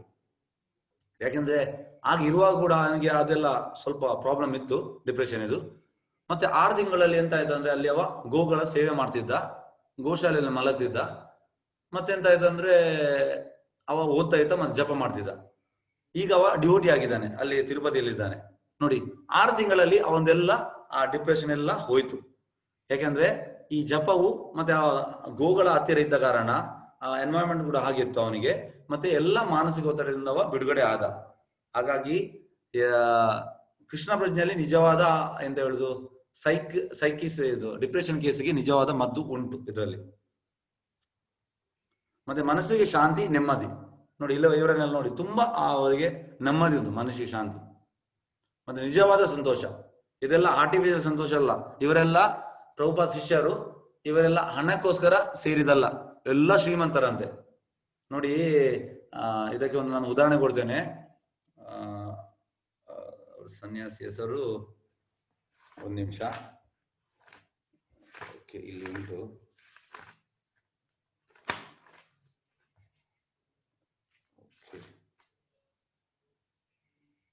ಗಿರಿರಾಜ್ ಮಹಾರಾಜ್ ಅಂತ, ಅವರು ಪ್ರಭುಪಾದ ಡಿಸೈಪಲ್. ಅವ್ರ ಎಂತ ಆಯ್ತಂದ್ರೆ ಅವರ ತಂದೆ ಇದು 68 70 ಅವರ ತಂದೆ ತುಂಬಾ ಶ್ರೀಮಂತ ಅಂದ್ರೆ ಅಮೆರಿಕದಲ್ಲಿ ಆ ಟೈಮಲ್ಲಿ ವಕೀಲರಾಗಿದ್ರು, ತುಂಬಾ ಅಂದ್ರೆ ತುಂಬಾ ಶ್ರೀಮಂತ. ಹಾಗಾಗಿ ಇವರು ಸೇರಿದ್ರಂತೆ ಈ ಮೂವ್ಮೆಂಟ್ಗೆ, ಗಿರಿರಾಜ್ ಮಹಾರಾಜ್ ಅವರು ಸೇರಿ ಎಂತ ಆಯ್ತಂದ್ರೆ ಮತ್ತೆ ಅಲ್ಲಿದ್ರು. ಮತ್ತೆ ಅಲ್ಲಿರುವಾಗ ಅವರ ತಂದೆ ಅಲ್ಲಿ ಬಂದ್ರು ಭೇಟಿಯಾಗಿ, ಅವ್ರು ಹೇಳಿದ್ರು ಇಲ್ಲ ನಾನು ಬರುವುದಿಲ್ಲ ಅಂತ. ಮತ್ತೆ ಎಂತ ಮಾಡ್ತಾರೆ ಅಂದ್ರೆ ಅವರ ಪ್ರಭುಪಾದ ಹತ್ರ ರಿಕ್ವೆಸ್ಟ್ ಮಾಡಿದ್ರು ಗಿರಿರಾಜ್ ಮಹಾರಾಜ್, ನೋಡಿ ನಾನು ಇಲ್ಲಿದ್ರೆ ನನ್ನ ತಂದೆ ಗಡಿ ಇಲ್ಲಿ ಬರ್ತಾರೆ, ನನಗೆ ಆಕ್ಚುಲಿ ಇಷ್ಟ ಇಲ್ಲ, ನಾನು ಬಾಂಬೆಯಲ್ಲಿ ಇಲ್ಲಿ ನಿಮ್ಮ ಭಾರತದಲ್ಲಿ ನಾನು ಬೇರೆ ಯಾವ ದೇವಸ್ಥಾನದಲ್ಲಿ ಇರ್ತೇನೆ ಅಂತ. ಮತ್ತೆ ಭಾರತಕ್ಕೆ ಹೋದ್ರಂತೆ. ಮತ್ತೆ ತಂದೆ ಎಂತ ಮಾಡಿದ ಅಂದ್ರೆ ತುಂಬಾ ಶ್ರೀಮಂತ, ಅವರು ಬಿಲಿಯನೇರ್, ಅಲ್ಲಿ ಬಂದ್ರಂತೆ. ಅಲ್ಲಿ ಬಂದಂದ್ರೆ ಪ್ರಭುಪಾದ ಹತ್ರ ಮಾತಾಡಿದಂದ್ರೆ, ಪ್ರಭುಪಾದ ಮಾತಾಡಿ ಪ್ರಭುಪಾದ ಅವ್ರು ಹೇಳಿದಂತೆ ನನ್ನ ಮಗನನ್ನು ನಿಮ್ಗೆ ಎಷ್ಟು ಬೇಕು, ನಾನು ಚೆಕ್ ಕೊಟ್ರಂತೆ, ನಿಮ್ಗೆ ಎಷ್ಟು ಹಣ ಬೇಕು, ನಾನು ಹಣ ಕೊಡ್ಲಿಕ್ಕೆ ರೆಡಿ ಇದ್ದೇನೆ, ಮಗನನ್ನು ನನಗೆ ಕೊಡಿ. ಇಮಿಡಿಯೇಟ್ ಪ್ರಭುಪಾದ ಅವರ ಮಗನನ್ನು ಗಿರಿರಾಜ ಮಹಾರಾಜನ್ ಕರೆದಂತೆ. ಗಿರಿರಾಜ್ ಮಹಾರಾಜ್ ಕರೆದು, ನೋಡು ನಿನ್ನ ತಂದೆ ನನಗೆ ಇಲ್ಲಿ ಹಣ ಕೊಡ್ಲಿಕ್ಕೆ ಬರ್ತಿದ್ದಾರೆ, ಎಷ್ಟು ಕೋಟಿ ಗಟ್ಟಲೆ ಬೇಕಿದ್ರೆ ಕೊಡ್ತಾರೆ, ಮಗನನ್ನು ಕೊಡು ಅಂತ ಹೇಳ್ತಿದ್ದಾರೆ, ನೀವೆಂತ ಹೋಗ್ಲಿಕ್ಕೆ ರೆಡಿ ಇದೆಯಾ ಅಂದ್ರೆ ಅವ್ರು ಹೇಳಿದ್ರು ತಂದೆ ಹತ್ರ, ನೋಡಿ ನಿಮ್ಮ ಮಗ ರೆಡಿ ಇದ್ರೆ ಅವನನ್ನು ಕೊಂಡೋಗಿ ಅಂತ. ಅದಕ್ಕೆ ಮಗ ಹೇಳಿದಂತೆ, ಇಲ್ಲ ಈಗ ನನಗೆ ಆಗ ಅವರಿಗೆ ಎಷ್ಟು 24 ವರ್ಷ, ನನ್ನ 24 ವರ್ಷದಲ್ಲಿ ನಾನು ಡೈಲಿ ನನ್ನ ತಂದೆ ತಾಯಿ ಜಗಳ ಮಾಡುವುದನ್ನು ನೋಡಿದ್ದೇನೆ. ತಂದೆಗೆ ತಾಯಿ ಹೇಳಿದ ಆಗುದಿಲ್ಲ, ತಾಯಿಗೆ ತಂದೆ ಹೇಳಿದ್ವ, ದಿನನಿತ್ಯ ಇದ್ದೆ, ನನಗೆ ಸಾಕಾಗಿ ಹೋಗಿದೆ, ನನಗೆ ನಿಜವಾದ ಒಂದು ಸಂತೋಷ ಬೇಕು, ಇಲ್ಲಿ ನೀವು ಆ ಪ್ರಭುಪಾದ ನನಗೆ ನೀವು ಕೊಟ್ಟಿದ್ದೀರಿ, ಹಾಗಾಗಿ ನನಗೆ ಬೇಡವೇ ಬೇಡ, ನನ್ನ ತಂದೆ ತಾಯಿ ನನಗೆ ಬೇಡ ಅಂತ ಅವ್ರು ಹೇಳಿದ್ರು. ಮತ್ತೆ ಪ್ರಭುಪಾದ ಹೇಳ್ತಾರೆ, ನೋಡಿ ನಾನು ನಿನ್ನ ಮಗನನ್ನು ಕಳಿಸ್ಲಿಕ್ಕೆ ರೆಡಿ ಇದ್ದೇನೆ, ಆದ್ರೆ ನಿನ್ನ ಮಗ ಹೋಗ್ಲಿಕ್ಕೆ ರೆಡಿ ಇಲ್ಲ, ನಾನೆಂತ ಮಾಡ್ಬೇಕು. ಹಾಗಾಗಿ ಆ ಒಂದು ಉಳ್ದ ನಮ್ಮ ಪ್ರಭುಪಾದ ನೋಡಿ ಹಣದ ಸೈಡ್ ಹೋಗ್ಲಿಲ್ಲ. ತುಂಬಾ ಸಂಸ್ಥೆಗಳುಂಟು, ಅವರೆಂತ ಮಾಡ್ತಿದ್ರು, ಆ ಚೆಕ್ ತಗೊಳ್ತಾ ಇದ್ರು, ಮತ್ತೆ ಮಗನನ್ನು ಕಳಿಸ್ತಾ ಇದ್ರು. ಹಾಗೆ ಪ್ರಭುಪಾದ ಹಾಗೆ ಮಾಡ್ಲಿಲ್ಲ. ಪ್ರಭುಪಾದ ಎಂತ ಮಾಡಿದ ಅಂದ್ರೆ, ನಾನು ಹಣ, ಇವರೆಲ್ಲ ಬಂದದ್ದು ಹಣಕ್ಕೋಸ್ಕರ ಅಲ್ಲ, ಎಲ್ಲ ಎಂತ ಹೇಳುದು ಆ ಶ್ರೀಮಂತಿಗೆಯನ್ನು ಬಿಟ್ಟು ಅವರು ಬಂದಿದ್ದಾರೆ.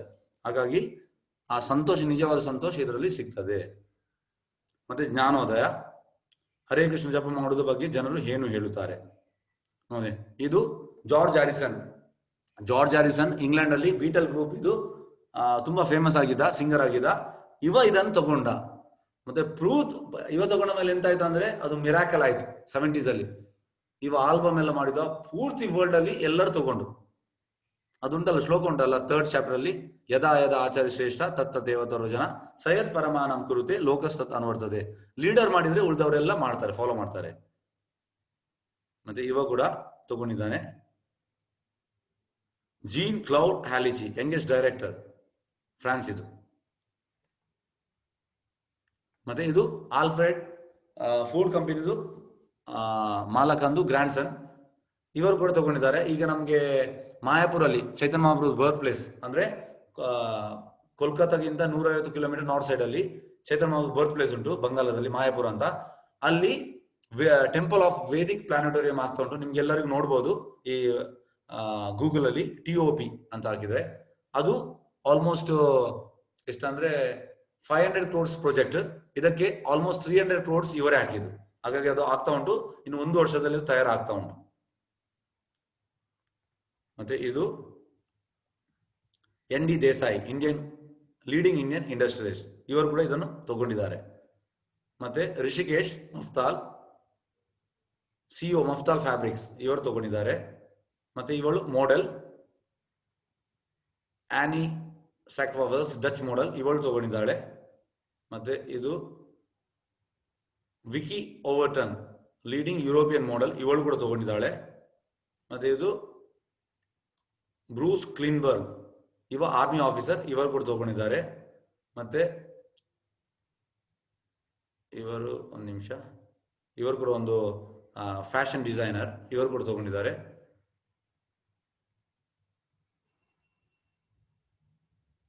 ಎಸ್, ಓಕೆ, ಇದು ಟೊರೊಂಟೊ ಹೆಲ್ಸ್ಪಾದು ಪ್ರೊಪ್ರೈಟರ್, ಇವರು ತಗೊಂಡಿದ್ದಾರೆ. ಹಾಗೆ ಎಲ್ಲರೂ ತಗೊಂಡಿದ್ದಾರೆ. ಹಾಗೆ ನೀವು ಕೂಡ ಇದನ್ನು ತಗೊಳ್ಳಿ. ನೀವು ಸಹ ಜಪಿಸಬಹುದು ಹರೇ ಕೃಷ್ಣ ಕೃಷ್ಣ ಕೃಷ್ಣ ಹರೇ ಹರೇ, ಹರೇ ರಾಮ ರಾಮ ರಾಮ ಹರೇ ಹರೇ. ಎಸ್, ಓಕೆ, ಒಂದು ನಿಮಿಷ.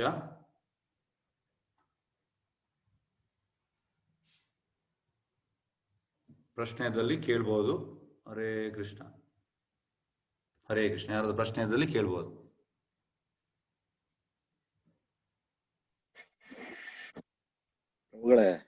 ಪ್ರತೇಶ್ ಅಂತ ಹೇಳಿ ಸರ್. ಇದು ಇದು ಹರೇ ಕೃಷ್ಣ ಇದು ಚಾಂಟ್ ಮಾಡ್ಲಿಕ್ಕೆ ಹೇಳಿದ್ರಲ್ಲ, ಸೊ ಲೇಡೀಸ್ಗೆ ಇದು ಮಂತ್ಲಿ ಇದಿರುತ್ತಲ್ಲ, ಅದು ಕೂಡ ಮಾಡ್ಬೋದು. ಏನು ರೂಲ್ಸ್ ಇಲ್ಲ, ಯಾಕಂದ್ರೆ ಕಲಿಯುಗ ಇದು ಹೇಳಿದ್ದು, ಅದ್ರಲ್ಲಿ ಯಾವುದೇ ರೂಲ್ಸ್ ಇಲ್ಲ. ನೋಡಿ, ಇದಕ್ಕೆ ನಾನು ಒಂದು ನಿಮಗೆ ಉದಾಹರಣೆ ಕೊಡ್ತೇನೆ. ಎಂತ ಆಯ್ತಂದ್ರೆ, ಪ್ರಭುಪಾದ ಎಷ್ಟು ಇದು ಹೇಳಿದ್ರಂದ್ರೆ, ಸ್ಟಾರ್ಟಿಂಗ್ ಅವರು 108 ದೇವಸ್ಥಾನ ಆಗುವಾಗ ಭಕ್ತರಿದ್ದದ್ದು ಖಾಲಿ ಒಂದು ಎಂತ ಹೇಳುದು ಸೀರಿಯಸ್ ಅಂದ್ರೆ ಫಾಲೋವರ್ಸ್ ಬೆರಳಿಕೆ ಅಂದ್ರೆ ಇದ್ರು. ಆದ್ರೆ ಎಂತ ಹೇಳುದು, ಆ ಒಂದು ಅದಕ್ಕೆ ತಯಾರಿದ್ದದು ಅಂದ್ರೆ ಲಕ್ಷಗಟ್ಟಲೆ ಭಕ್ತರಾದ್ರು, ಆದ್ರೆ ಇದನ್ನು ತಗೊಳ್ಳುವಂಥದ್ದು ದೀಕ್ಷೆ ತಗೊಂಡವರು ತುಂಬಾ ಕಡಿಮೆ ಇದ್ರು.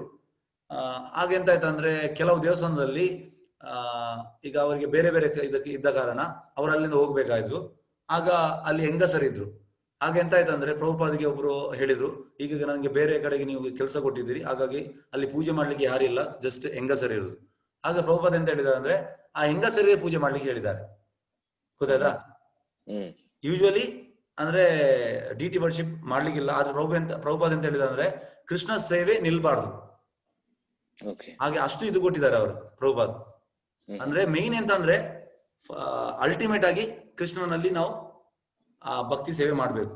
ಹಾಗಾಗಿ ಅದಕ್ಕೆ ಉಳಿದೋದೆಲ್ಲ ನಿಮ್ಗೆ ಸೈಡ್, ಅದು ಎಂತ ಹೇಳುದು ಸೆಕೆಂಡರಿ, ಪ್ರೈಮರಿ ಕೃಷ್ಣ. ಹಾಗಾಗಿ ಪ್ರಭುಪಾದ್ ಹೇಳಿದ್ದಾರೆ, ಆ ಪೀರಿಯಡ್ ಆಗುವ ಕೂಡ ಅವರಿಗೆ ಮಾಡ್ಬೋದು, ಜಪ ಮಾಡುವುದಲ್ಲಿ ಯಾವುದೇ ಇದಿಲ್ಲ. Okay okay. ಇನ್ನೊಂದು ಕ್ವೆಶ್ಚನ್ ಅಂತ ಹೇಳಿದ್ರೆ, ನಮ್ಗೆ ಯಾವುದೇ ಜಾಗದಲ್ಲಿ ಮಾಡುವಂತ ಹೇಳಿದಿರಿ ನೀವು. ಸಪೋಸ್ ಈಗ ನಾವು ಕಾರ್ ಏನಾದ್ರು ಓಡಿಸ್ಬೇಕಿದ್ರೆ ನಾವು ಅದು ಚಾಂಟ್ ಮಾಡ್ಬೋದಾ? ಚಾಂಟ್ ಮಾಡ್ಬೋದು. ಮಾತ್ರ ಹೇಗೆ ಅಂದ್ರೆ, ನೋಡಿ, ಕಾರಲ್ಲಿ ಓಡಿಸುವಾಗ ಹೇಗಾಗ್ತದೆ ಅಂದ್ರೆ, ನಿಮ್ಗೆ ಆ ಒಂದು ಬೀಟ್ಸ್ ಅಲ್ಲಿ ಮಾಡ್ಲಿಕ್ಕೆ ಆಗುದಿಲ್ಲ. ಹಾಗಾಗಿ ಅದು ಆಚಾರ್ಯ ಹೇಳ್ತಾರೆ. ಈಗ ಇದಕ್ಕೆ ಎಂತ ಹೇಳುದು, ಆಚಾರ್ಯ ಹೇಳಿಲ್ಲ, ಇದು ನನ್ನ ವರ್ಡ್ಸ್ ಅಲ್ಲಿ ನಾನು ಹೇಳ್ತೇನೆ. ಹೇಗಂದ್ರೆ, ಒಂದು ವೈಟ್ ಅಕೌಂಟ್ ಮತ್ತೆ ಬ್ಲಾಕ್ ಅಕೌಂಟ್ ಉಂಟಲ್ಲ. ವೈಟ್ ಅಕೌಂಟ್ ಅಂದ್ರೆ ನೀವು ಆ ಜಪ ಮನಿಯಲ್ಲಿ ಮಾಡುದು. ಬ್ಲಾಕ್ ಅಕೌಂಟ್ ಅಂದ್ರೆ ಹೀಗೆ ಮಾಡ್ತಾ ಇರಿ, ಅದು ಎಷ್ಟು ಕೂಡ ಮಾಡ್ಬೋದು, ನಿಮ್ಗೆ ಲಾಸ್ ಇಲ್ಲ ಅದರಲ್ಲಿ. ಆದ್ರೆ ಆ ಬೀಟ್ಸ್ ಅಲ್ಲಿ ಮಾಡುದು, ಯಾಕಂದ್ರೆ ಡ್ರೈವಿಂಗ್ ಮಾಡುವಾಗ ನಿಮ್ಗೆ ಬೀಟ್ಸ್ ಅಲ್ಲಿ ಮಾಡ್ಲಿಕ್ಕೆ ಆಗುದಿಲ್ಲ. ಮಾಡ್ತಾ ಇರಿ, ಆದ್ರೆ ಲಾಸ್ ಇಲ್ಲ, ಮಾಡ್ತಾ ಇರಿ. ಆದ್ರೆ ಬೀಟ್ಸ್ ಅಲ್ಲಿ ನಿಗದಿತ ಒಂದು ರೌಂಡ್ ಮಾಡಿ. ಓಕೆ ಓಕೆ, ಆಯ್ತು, ಧನ್ಯವಾದ ಪ್ರಭುಜಿ. ಈಗ ನಾವು ಈಗ ಕೆಲವೊಮ್ಮೆ ಚಾಂಟಿಂಗ್ ಮಾಡುವಾಗ ಕೆಲವೊಮ್ಮೆ ಟೈಮ್ ಶಾರ್ಟೇಜ್ ಇರ್ತದೆ. ಅಂದ್ರೆ ನಮ್ಗೆ ಬೇಗ ಎಲ್ಲಿಯಾದ್ರೂ ಹೋಗ್ಬೇಕು, ಆ ತರ ಇರ್ತದೆ. ನಾವು ಆವಾಗ ಫಾಸ್ಟ್ ಮಾಡ್ತೇವೆ, ಹರೇ ಕೃಷ್ಣ ಕೃಷ್ಣ ಕೃಷ್ಣ ಹರೇ ಹರೇ ಹರೇ ರಾಮ, ಅಂದ್ರೆ ಸ್ವಲ್ಪ ಫಾಸ್ಟ್ ಮಾಡ್ತೇವೆ. ಅದು ಅದಕ್ಕೆ ಫಲಕಾರ ಇದೆಯಾ? ನೋಡಿ, ನಾಮದಲ್ಲಿ 3 ವಿಧ ಉಂಟು. ಫಸ್ಟ್ ಇದು ನಾಮ ಅಪರಾಧ, ಸೆಕೆಂಡ್ ಇದು ನಾಮ ಭಾಸ, ಥರ್ಡ್ ಇದು ಶುದ್ಧ ನಾಮ. ಈಗ ನಾವು ಶುದ್ಧ ನಾಮ ಕರೆಯುವ ಸ್ಟೇಜ್ ಅಲ್ಲಿ ಇಲ್ಲ. ಈಗ ಪ್ರಭುಪಾದ್ ನಮ್ಮ ಆಚಾರ್ಯರು ಅವರು ಶುದ್ಧ ನಾಮ ಹೇಳ್ತಾ ಇದ್ರು, ಯಾಕಂದ್ರೆ ಅವರ ಕರೆಗೆ ಕೃಷ್ಣ ಬರ್ತಿದ್ದ. ನಾವು ಆ ಸ್ಟೇಜ್ ಅಲ್ಲಿ ಇಲ್ಲ, ನಾವೀಗ ನಾಮ ಅಪರಾಧ ಸ್ಟೇಜ್ ಅಲ್ಲಿ ಇದ್ದೇವೆ. ನಾಮ ಅಪರಾಧ ಸ್ಟೇಜ್ ಅಲ್ಲಿ ಸ್ಟಾರ್ಟ್ ಮಾಡ್ಬೇಕಂತೆ. ಮತ್ತೆ ನಾಮಭಾಸ ಅಂದ್ರೆ ಮತ್ತೆ ನಮ್ಮ ಅಪರಾಧ ಇಲ್ಲ, ಆದ್ರೆ ಪೂರ್ತಿ ಅಬ್ಸಾರ್ಬ್ ಇಲ್ಲ, ಮತ್ತೆ ಶುದ್ಧ ನಾಮ ಆಗುದು. ಹಾಗಾಗಿ ಅದು ಮಾಡ್ತಾ ಮಾಡ್ತಾ ಹೇಗೆ ಅಂದ್ರೆ ನೀವು ಬರ್ತೀರಿ ಹಾಗೆ ಶುದ್ಧ ನಾಮಕ್ಕೆ. ಫಸ್ಟಿಗೆ ಬರುದಿಲ್ಲ, ಮತ್ತೆ ಬರ್ತೀರಿ. Okay Prabhuji, okay, thank you.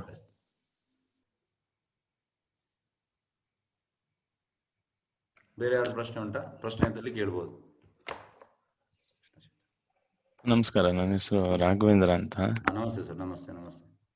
ಅದೇ, ನಾವು ಮೊದಲು ತಿಳ್ಕೊಂಡಂಗೆ ಲೈಕ್ ಯಾವುದೇ ಕರ್ಮ ಮಾಡಿದ್ರು ಅದ್ರ ಫಲದ ಅಪೇಕ್ಷೆ ಮಾಡಬೇಕು ಅಂತ ಹೇಳ್ತಿದ್ವಿ.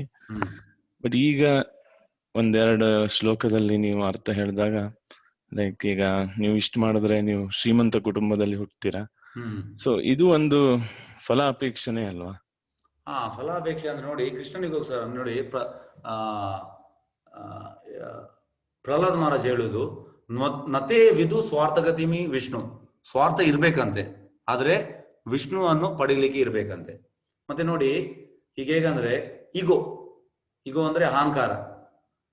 ಹನುಮಾನಿಗೆ ಅಹಂಕಾರ ಇತ್ತು, ಆದ್ರೆ ಅದು ರಾಮನಿಗೋಸ್ಕರ ಇತ್ತು. ಹಾಗಾಗಿ ಆ ಅಹಂಕಾರದಿಂದ ಲಂಕೆಯನ್ನು ಅವರು ಸುಟ್ಟು ಹಾಕಿದ್ರು. ಹಾಗಾಗಿ ಕೃಷ್ಣನನ್ನು ಪಡೆಯಲಿಕ್ಕೋಸ್ಕರ ಇರ್ಬೇಕು, ಅಹಂಕಾರ ಇರಬೇಕು, ಫಾಲ್ಸಿಗೂ ಇರಬಾರ್ದು. ಗೊತ್ತಾಯ್ತಾ? ಫಾಲ್ಸಿಗೂ ಅಂದ್ರೆ ಅಹಂಕಾರ ಅಂದ್ರೆ ಕೃಷ್ಣನಿಗೆ ರಿಲೇಟ್. ಈಗ ಹನುಮಾನ್ ಆ ಲಂಕೆಯನ್ನು ಎಂತಂದ್ರೆ ರಾವಣನ್ನು ಕೊಲ್ಲುವುದು ಮತ್ತೆ ಲಂಕೆಯನ್ನು ಸುಡುವುದಲ್ಲಿ ಅವರು ತೋರಿಸುವುದು. ಹಾಗಾಗಿ ಹಾಗೆ ಇರ್ಬೋದು. ಗೊತ್ತಾಯ್ತಾ? ಹಾಗಾಗಿ ಅಕರ್ಮಕ್ಕೆ ನೀವು ಮಾಡ್ಬೋದು. ಕೃಷ್ಣನನ್ನು ಪಡಿಲಿಕ್ಕೋಸ್ಕರ ನೀವು ಎಂತ ಬೇಕಿದ್ರು ಮಾಡ್ಬೋದು. ಕೃಷ್ಣನ ಪಡಿಲಿಕ್ಕೆ ಓಕೆ, ಬಟ್ ನೆಕ್ಸ್ಟ್ ನಾವು ಶ್ರೀಮಂತ ಕುಟುಂಬದಲ್ಲಿ ಹುಟ್ಟಬೇಕು ಅಥವಾ ಶ್ರೀಮಂತ ಕುಟುಂಬದಲ್ಲಿ ಹುಟ್ಟುದು ಅಂದ್ರೆ ಅದ್ರಲ್ಲಿ ಹೇಗೆ ಅಂದ್ರೆ, ಶ್ರೀಮಂತ ಕುಟುಂಬದಲ್ಲಿ ಹುಟ್ಟುದು ಮತ್ತೆ ಧಾರ್ಮಿಕ ಮತ್ತೆ ಶ್ರೀಮಂತ ಹೇಳಿದ್ದಾರೆ, ಖಾಲಿ ಶ್ರೀಮಂತ ಅಲ್ಲ. ಅಂದ್ರೆ ಅಲ್ಲಿ ನಿಮ್ಗೆ ಆ ಅನುಕೂಲ ಆಗ್ತದೆ ಭಕ್ತಿ ಮಾರ್ಗದಲ್ಲಿ ಹೋಗ್ಲಿಕ್ಕೆ. ಈಗ ನೋಡಿ ಎಂತ ಆಗ್ತದೆ ಅಂದ್ರೆ, ಕೆಲವು ಸತಿ ನಮ್ಗೆ ತುಂಬಾ ಒಂದು ಈ ಭಕ್ತಿ ಮಾರ್ಗದಲ್ಲಿ ಈಗ ಅವರು ಸನತ್ ಅವ್ರು ಹೇಳಿದಾಗೆ, ಅವ್ರು ನನ್ನ ಹತ್ರ ಹೇಳಿದ್ರು, ನನ್ಗೆ ತುಂಬಾ ಇಷ್ಟ ಉಂಟು, ಆದ್ರೆ ನಾನೀಗ ಕೆಲಸಕ್ಕೆ ಹೋಗ್ತೇನೆ, ಅಲ್ಲಿ ನಾನು 9 ಗಂಟೆಯಿಂದ ನಾನು ಒಂದು 7 ಗಂಟೆ ತನಕ ನನಗೆ ಕಾಲ್ ಅದು ಇದು ಬಾಸ್ ಅದು ಇದು ಅಂದ್ರೆ ತುಂಬಾ ನಾನು ಸ್ಟ್ರಕ್ಅಪ್ ಆಗಿದ್ದೇನೆ. ಅದೇ ನೀವು ಶ್ರೀಮಂತ ಧಾರ್ಮಿಕ ಮತ್ತು ಶ್ರೀಮಂತ ಕುಟುಂಬದಲ್ಲಿ ಹುಟ್ಟಿದ್ರೆ ಆಗ ನಿಮ್ಗೆ ಇದೆಲ್ಲ ಎಂತ ಹೇಳುದು, ನಿಮ್ಮ ಕೆಲಸಕ್ಕೆ ನೀವು ಬೇಕಿದ್ರೆ ಇದನ್ನು ನೀವು ಮೇನ್ ಆಗಿ ಫೋಕಸ್ ಮಾಡ್ಬೋದು. ಗೊತ್ತಾಯ್ತಾ ಸರ್? ಗೊತ್ತಾಯ್ತು. ನಿಮ್ಗೆ ಎಂತ ಆಗ್ತದೆ ಅಂದ್ರೆ ಆಗ ನಿಮ್ಗೆ ಅಡಚಣೆ ಬರುವುದಿಲ್ಲ ನಿಮ್ಮ ಕೃಷ್ಣ ಪ್ರಜ್ಞೆಗೆ. ಈಗ ನೋಡಿ ಅವರಿಗೆ ಆಚೆ ಕೆಲಸ ಬಿಡ್ಲಿಕ್ಕೂ ಅಲ್ಲ, ಇದು ಮಾಡ್ಲಿಕ್ಕೂ ಅಲ್ಲ, ಅಂದ್ರೆ ಅವರು ಕೆಲಸ ಮಾಡ್ಲೇಬೇಕು ಜೀವನೋದಕ್ಕೆ. ಆದ್ರೆ ಅದು ಸ್ವಲ್ಪ ನಮಗೆ ಅಡಚಣೆ ತರ್ತದೆ. ಆದ್ರೆ ಮಾಡ್ತಾ ಮಾಡ್ತಾ ಎಂತ ಆಗ್ತದೆ ಅಂದ್ರೆ ಸ್ವಲ್ಪ ಇದಾಗ್ತದೆ. ಯಾಕೆಂದ್ರೆ ನಾನು ಕೂಡ ಮುಂಚೆ ಕಂಪನಿಯಲ್ಲಿ ಇದ್ದೆ, ಮತ್ತೆ ನಾನು ಲೇಟರ್ ಕಂಪನಿ ಬಿಟ್ಟೆ. ಮತ್ತೆ ಎಂತ ಆಗ್ತದೆ ಅಂದ್ರೆ ಕೃಷ್ಣ ನಮ್ಗೆ ವ್ಯವಸ್ಥೆ ಮಾಡಿ ಕೊಡ್ತಾನೆ. ಹಾಗಾಗಿ ನಾವು ಇದನ್ನು ಬಿಡಬಾರ್ದು. ಆ ನಿಟ್ಟಿನಲ್ಲಿ ಹೇಳಿದ್ರು ಸರ್. ನಿಮ್ಗೆ ಗೊತ್ತಾಯ್ತು ಸರ್ ರಾಘವೇಂದ್ರ ಸರ್? ಗೊತ್ತಾಯ್ತು. ಅಂದ್ರೆ ಕೃಷ್ಣ ಪ್ರಜ್ಞೆ ಮಾಡ್ಲಿಕ್ಕೆ ಅದು ಅನುಕೂಲ ಆಗ್ತದೆ ಅದು. ಯಾಕಂದ್ರೆ ಇದು ನಿನ್ನೆ ಅವ್ರು ಸಂಜೆ ನನಗೆ ಫೋನ್ ಮಾಡಿ ಸಂಜೆ ಕ್ಲಾಸ್ಗೆ ಬಂದಿದ್ರು ಅವ್ರು, ಮತ್ತೆ ನನಗೆ ಹೇಳಿದ್ರು ಇದು. ಹಾಗಾಗಿ ಇದನ್ನ ನಾನು ಇದಕ್ಕೆ ರಿಲೇಟ್ ಮಾಡಿದೆ. ಅವ್ರು ಹೇಳಿದ್ರು ನನ್ಗೆ ಆಕ್ಚುಲಿ ಎಲ್ಲ ಇಷ್ಟ ಉಂಟು, ಆದ್ರೆ ಎಂತ ಆಗುದು ಅಂದ್ರೆ ನಾನು ಕಂಪನಿಯಲ್ಲಿ 9 ಗಂಟೆಯಿಂದ 7 ಗಂಟೆ ತನಕ ನಾನು ಪೂರ್ತಿ ಸ್ಟಕ್ ಅಪ್, ಮತ್ತೆ ಮೈಂಡ್ ಫುಲ್ ಬ್ಲಾಂಕ್ ಆಗ್ತದೆ ಆ ಕಾಲ್ ಎಲ್ಲ ಬರುವಾಗ. ಹಾಗೆಲ್ಲ ಹೇಳಿದ್ರು ಅವರು. ಎಸ್, ಬೇರೆ ಯಾವ್ದು ಪ್ರಶ್ನೆ ಉಂಟಾ?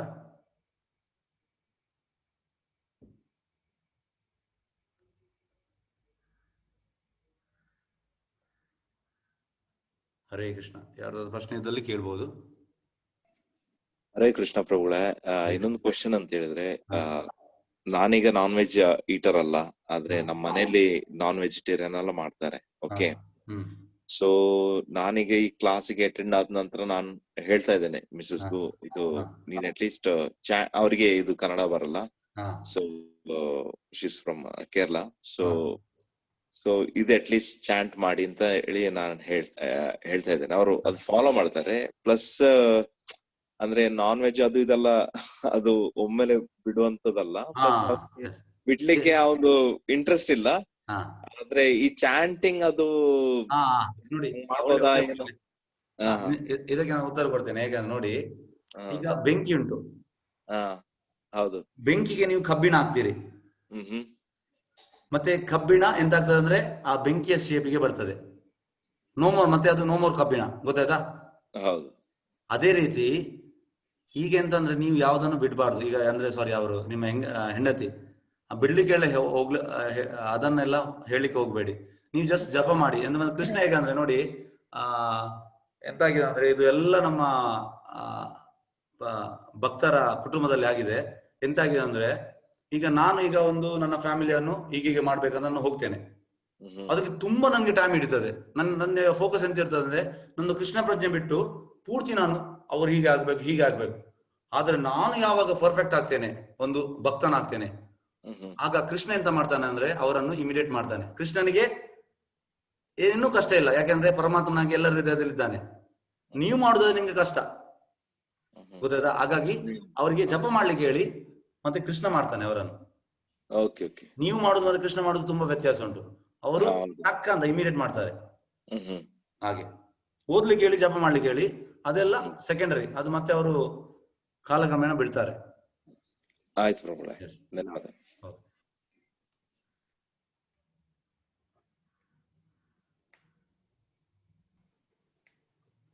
ಬೇರೆ ಯಾವ್ದು ಪ್ರಶ್ನೆ ಉಂಟಾ?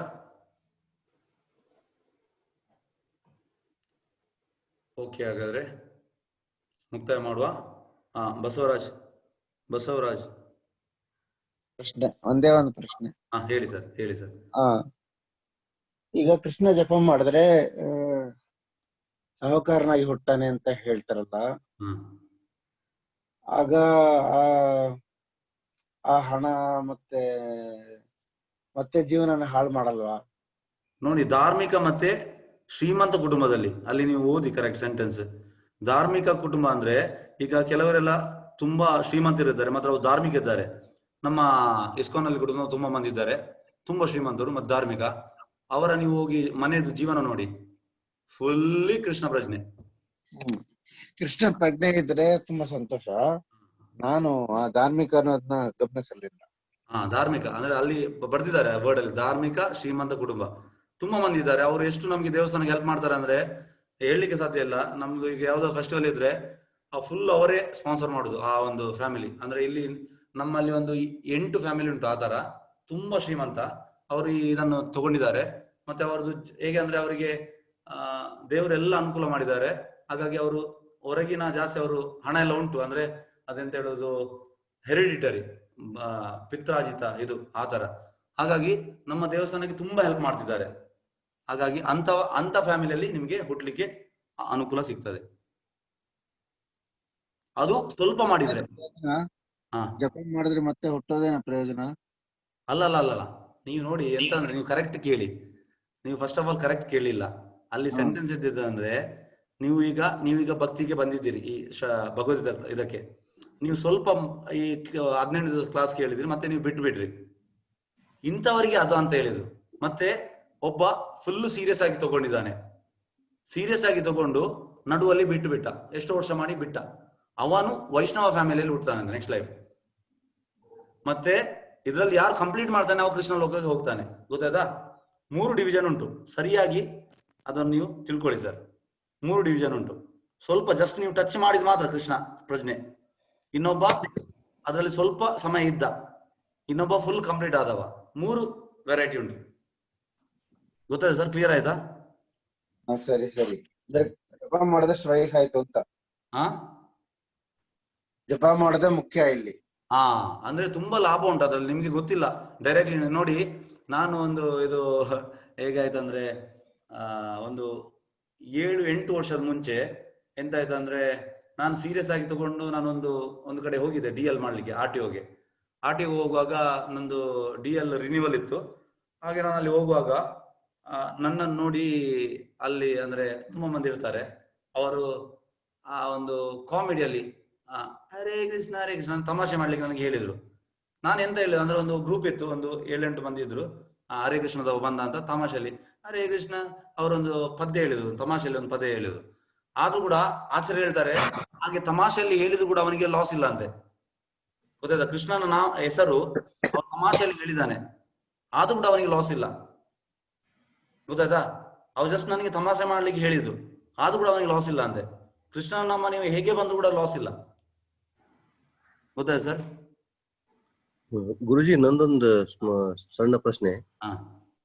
ನನ್ನ ಹೆಸರು ವಿಲಾಸ್ ಅಂತ. ಹೇಳಿ ಸರ್. ಇದು ವೈಷ್ಣವ ಫ್ಯಾಮಿಲಿ ಅಂದ್ರೆ ಏನು? ವೈಷ್ಣವ ಫ್ಯಾಮಿಲಿ ಅಂದ್ರೆ ಇದೆ ಎಂತ ಹೇಳುದು, ಕೃಷ್ಣ ಪ್ರಜ್ಞೆಯಲ್ಲಿ ಈಗ ಎಂತ ಹೇಳುದು, ಗಂಡ ಹೆಂಡತಿ ಇಬ್ಬರು ಕೂಡ ಸೀರಿಯಸ್ ಆಗಿ ಜಪ ಮಾಡ್ತಾರೆ ಅಂತ ಫ್ಯಾಮಿಲಿ. ಓಕೆ. ಮತ್ತೆ ನಾವು ಜಪ ಮಾಡಿ ಎಲ್ಲ ಸ್ವಲ್ಪ ಜ್ಞಾನೋದಯ ಆದ್ರೆ ಎಲ್ಲ ಇದು ಫ್ಯಾಮಿಲಿ ಎಲ್ಲ ಬಿಟ್ಬಿಡ್ಬೇಕಾ ಗುರುಜಿ? ಎಲ್ಲ ಕೃಷ್ಣ ಪ್ರಜ್ಞೆಯಲ್ಲಿ ಎಂತಂದ್ರೆ ಹೇಗೆ ಅಂದ್ರೆ ನಿಮ್ಗೆ ಗೊತ್ತಿಲ್ಲ ವಿಷಯ. ಅಂತಂದ್ರೆ ನಾವು ಹೇಗಂದ್ರೆ ಬಿಡುದು, ಯೋಗ ಅಂದ್ರೆ ಬಿಡುದಲ್ಲ, ಸೇರಿಸುದು ಕೃಷ್ಣನನ್ನು. ಎಂತ ಆಗ್ತದಂದ್ರೆ ನೋಡಿ, ಆಚಾರ್ಯ ಹೇಳ್ತಾರೆ, ಈಗ ನೀವು ಜಪ ಮಾಡಿ, ನಿಮ್ಮ ಹೆಂಡತಿ ಮಾಡಿ, ನಿಮ್ಮ ಮಗು ಮಾಡಿದ್ರೆ ಎಂತ ಆಗ್ತದಂದ್ರೆ ಆ ಮನೆಯೇ ವೈಕುಂಠ ಆಗ್ತದೆ ನಿಮ್ಗೆ. ಮತ್ತೆ ವೈಕುಂಠ ಹೋಗ್ಬೇಕಂತಿಲ್ಲ, ಮನೇನೆ ವೈಕುಂಠ ಮಾಡ್ಬೋದು. ಬಿಡುವುದಲ್ಲ, ಕೃಷ್ಣನನ್ನು ಸೇರಿಸುವುದು. ಫ್ಯಾಮಿಲಿ ಬಿಟ್ಟು ಅಲ್ಲಿ ಇಸ್ಕಾನ್ ಅಲ್ಲಿ ದಿನಾಲು ಅಲ್ಲಿ ಸೇವೆಗೆ ಮಾಡ್ಬೇಕಾ? ಮನೆಯಲ್ಲಿ ನೀವು ಮಾಡಿ ಸೇವೆ, ಜಪ ಮಾಡಿ. ಬಿಡುವುದಲ್ಲ, ಸೇರಿಸುವುದು. ಜನರಿಗೆ ಗೊತ್ತಿಲ್ಲ, ಜನರು ತಪ್ಪು ಅದನ್ನು ಭಾವಿಸಿದ್ದಾರೆ. ಎಲ್ಲರನ್ನು ಸೇರಿಸಿ ನಾವು ಒಟ್ಟಿಗೆ ಸೇರಿಸುವುದು ಅಂದ್ರೆ ಫುಲ್ ಫ್ಯಾಮಿಲಿ ಇದಕ್ಕೆ ಕೃಷ್ಣ ಪ್ರಜ್ಞೆಯಲ್ಲಿ ಇರುವುದು. ಆಗ ಅದು ಮನೆಯ ವೈಕುಂಠ. ಯಾಕಂದ್ರೆ ಓಂ ಶಾಂತಿಯಲ್ಲಿ ಇದ್ದೀವಿ ಮೊದ್ಲು ನಾವು ಬ್ರಹ್ಮಕುಮಾರಿಯಲ್ಲಿ ಇದ್ದಾಗ. ಸರ್ ಅದ್ರ ಅವಾಗೆಲ್ಲ ಅಲ್ಲೆಲ್ಲ ಮದುವೆ ಗಿದುವೆ ಮಾಡ್ಕೋಬೇಡಿ, ಇಲ್ಲಿ ಬಂದ್ಬಿಡಿ ಅಂತ ಆತರ ಹೇಳ್ತಾ ಇದ್ರು ಓಂ ಶಾಂತಿಯಲ್ಲಿ. ಅಲ್ಲಲ್ಲ, ನಮ್ಗೆ ಅದಕ್ಕೆ ಅದೇ ತರ ಏನಾದ್ರು ಇಲ್ಲಿ ಜಪ ಮಾಡಿ ಮಾಡಿ ನಾವು ಅವ್ರದ್ದು ಬೇರೆಯವ್ರದ್ದು ನಾನು ಕಮೆಂಟ್ ಮಾಡ್ಲಿಕ್ಕೆ ನನಗೆ ಅದರ ಬಗ್ಗೆ ಗೊತ್ತಿಲ್ಲ. ಅದು ನಮ್ಮದಲ್ಲಿ ಹಾಗೆ ಅಲ್ಲ. ನಮ್ದಲ್ಲಿ ನೋಡಿ, ಇಸ್ಕಾನ್ ಅಲ್ಲಿ ಈಗ ಸಪೋಸ್ ಒಂದು 10 lakhs devotee through out world ಇದ್ರೆ, ಅದ್ರಲ್ಲಿ 10 lakhs ಅಲ್ಲಿ 1 lakh ಬ್ರಹ್ಮಚಾರಿ, 90 lakhs 10 lakhs ಅಲ್ಲಿ 9 lakhs ಗೃಹಸ್ಥ. ಜಾಸ್ತಿ ಪ್ರಭು ಇದ್ರಲ್ವಾ ಅವರು. ಪ್ರಭುಪಾದ್ ಕೂಡ ಗೃಹಸ್ಥ. ಪ್ರಭುಪಾದ್ ನಮ್ಮ ಆಚಾರ್ಯರು, ಇವರು ಕೂಡ ಗೃಹಸ್ಥ, 2 ಮಕ್ಕಳಿದ್ರು. ಹಂಗಿದ್ರೆ ಪರವಾಗಿಲ್ಲ ಸ್ವಾಮೀಜಿ, ಇವರು ಕೂಡ ಗೃಹಸ್ಥ. Thank you so much. Yes Mataji, ಹೇಳಿ, ಯಾರು ಪ್ರಶ್ನೆ ಉಂಟಾ? ಪ್ರಭುಜಿ ನಮಸ್ತೆ, ನಾನು ವಿಜಯಲಕ್ಷ್ಮಿ ಮಾತಾಡ್ತಾ ಇದ್ದೀನಿ. ಅದು ಜಪ ಮಾಡಿದ್ರೆ ಅದು ಶ್ರೀಮಂತರಾಗಿ ಹುಟ್ಟೋದು ಅಥವಾ ಧಾರ್ಮಿಕ ಶ್ರೀಮಂತತನ ಬರೋದು ಅಥವಾ ವೈಷ್ಣವ ಫ್ಯಾಮಿಲಿಯಲ್ಲಿ ಹುಟ್ಟೋದು, ಅದೆಲ್ಲನೂ ಅದು ನಮ್ಮ ನಮ್ಮ ನಮ್ಮ ಲೆವೆಲ್ ಅಥವಾ ನಮ್ಗೆ ಏನ್ ಬೇಕು ಅದರದ್ದು ಬೆನಿಫಿಟ್ಸ್ ನ ಸಿಗ್ನಿಫೈ ಮಾಡುತ್ತೆ ಅಂತ ಅನ್ಸುತ್ತೆ ಆ ಶ್ಲೋಕ ಅಲ್ವಾ ಪ್ರಭುಜಿ? ಅದು ಎಂತ ಗೊತ್ತಾ ಮಾತಾಜಿ, ನೋಡಿ ಅಂದ್ರೆ ಕೃಷ್ಣನಲ್ಲಿ ಈಗ ಎಂತ ಜನರೆಲ್ಲ ಸುಲಭ ಅಂತ ಎಣಿಸಿದ್ದಾರೆ. ಕೃಷ್ಣನಲ್ಲಿ ಹೋಗ್ಲಿಕ್ಕೆ ಸುಲಭದ ಕೆಲಸ ಅಲ್ಲ. 100% ನಮ್ಮ ಆಚಾರ್ಯ ಪ್ರಭುಪಾದ್ ಹೇಳ್ತಾರೆ, unless and until you become 100% Krishna consciousness, you are not eligible to go to back to Godhead. ಹಾಗಾಗಿ ಮತ್ತೆ ಎಂತ, ಈಗ ಹೆಚ್ಚಿನವರಿಗೆ ಹೋಗ್ಲಿಕ್ಕೆ ಆಗುದಿಲ್ಲ ಬ್ಯಾಕ್ ಟು ಗಾಡ್ ಹೆಡ್. ಅಂದ್ರೆ 100% ನೀವು ಕೃಷ್ಣ ಪ್ರಜ್ಞೆಯಲ್ಲಿ ಮಾತ್ರ ಹೋಗ್ಲಿಕ್ಕೆ ಆಗುದು. ಆದರೆ ನೀವೀಗ ಸ್ಟಾರ್ಟಿಂಗ್ ಬಂದ್ರಿ ಕೃಷ್ಣ ಪ್ರಜ್ಞೆಗೆ, ಮತ್ತೆ ಅಲ್ಲಿ ಬಿಟ್ಬಿಟ್ರಿ, ಆದ್ರೆ ನಿಮ್ಗೆ ಲಾಸ್ ಇಲ್ಲ. ನಿಮ್ಗೆ ನೆಕ್ಸ್ಟ್ ಲೈಫ್ ಅಲ್ಲಿ ಅಲ್ಲಿಂದ ಸ್ಟಾರ್ಟ್ ಆಗ್ತದೆ. ಎಲ್ಲಿ ನೀವು ಸ್ಟಾಪ್ ಮಾಡಿದಿರಿ ಅಲ್ಲಿಂದ ಸ್ಟಾರ್ಟ್ ಆಗ್ತದೆ. ಮತ್ತೆ ಸಾಧಾರಣ ಒಂದು ಕೆಲವು ವರ್ಷ ಸೀರಿಯಸ್ ಆಗಿ ಮಾಡಿದ, ಮತ್ತೆ ಅಲ್ಲಿ ಬ್ರೇಕ್ ಆಯ್ತು, ಅವ ಮತ್ತೆ ವೈಷ್ಣವ ಫ್ಯಾಮಿಲಿಯಲ್ಲಿ ಹುಡ್ತಾನೆ, ಅವನಿಗೆ ಕೂಡ ಲಾಸ್ ಇಲ್ಲ. ಹಾಗಾಗಿ in this process of Krishna consciousness ನಿಮ್ಗೆ ಲಾಸ್ ಅನ್ನೋದು ಇಲ್ಲ. ಸ್ವಲ್ಪಮಪಿಯ ಧರ್ಮಸ್ಯ ತ್ರಾಯತೋ ಮಹತೋ ಭಯಾತ್. ಕೃಷ್ಣ ಸ್ವಲ್ಪ ಮಾಡಿದನು ಕೂಡ ಅದಕ್ಕೆ ಅವ ರಿಟರ್ನ್ ಕೊಡ್ತಾನೆ ಅಷ್ಟೇ. ಸರಿ ಸರಿ ಪ್ರಭು, ಧನ್ಯವಾದ ಧನ್ಯವಾದ. ಕ್ಲಿಯರ್ ಆಯ್ತಲ್ಲ? ಕ್ಲಿಯರ್ ಆಯ್ತು Prabhu, thank you. Yes, Krishna Hegde ಅವರು ಎಂತ ಪ್ರಶ್ನೆ ಇತ್ತು? ಏನು ಕೃಷ್ಣ ಹೆಗ್ಡೆ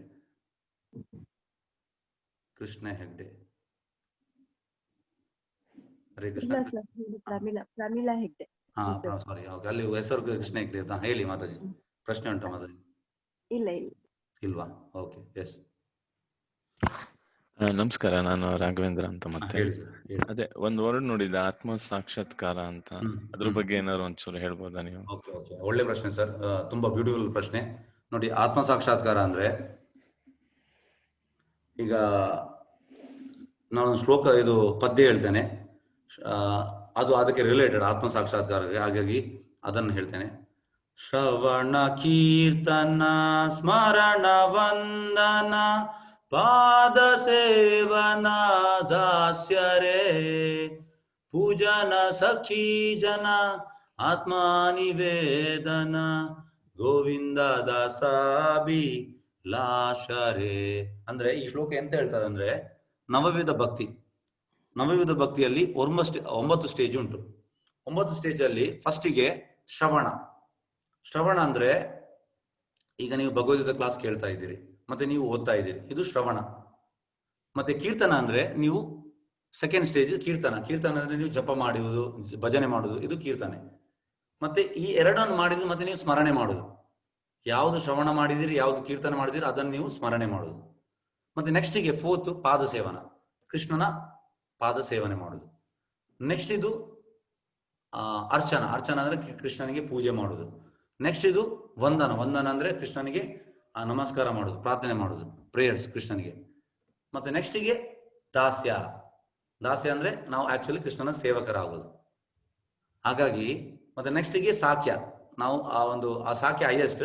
ಸಾಕ್ಯ ಅಂದ್ರೆ ಅದು ರಾಗಾನುಗ ಭಕ್ತಿ. ಮತ್ತೆ ಆತ್ಮ ನಿವೇದನ, ಅದು ಕೂಡ ರಾಗಾನುಗ ಭಕ್ತಿ.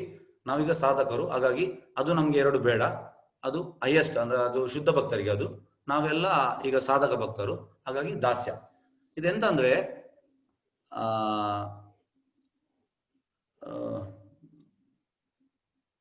ನಾವೀಗ ಎಂತ ಅಂದ್ರೆ ಕೃಷ್ಣನ ಗೋಪಿ ಪದ ಕಮಲಯೋ ದಾಸಾನು ದಾಸ. ನಾವೆಂತಂದ್ರೆ ಆಕ್ಚುಲಿ ಕೃಷ್ಣನ ದಾಸನ ದಾಸ ಆಗ್ಲಿಕ್ಕೆ ಇಷ್ಟ.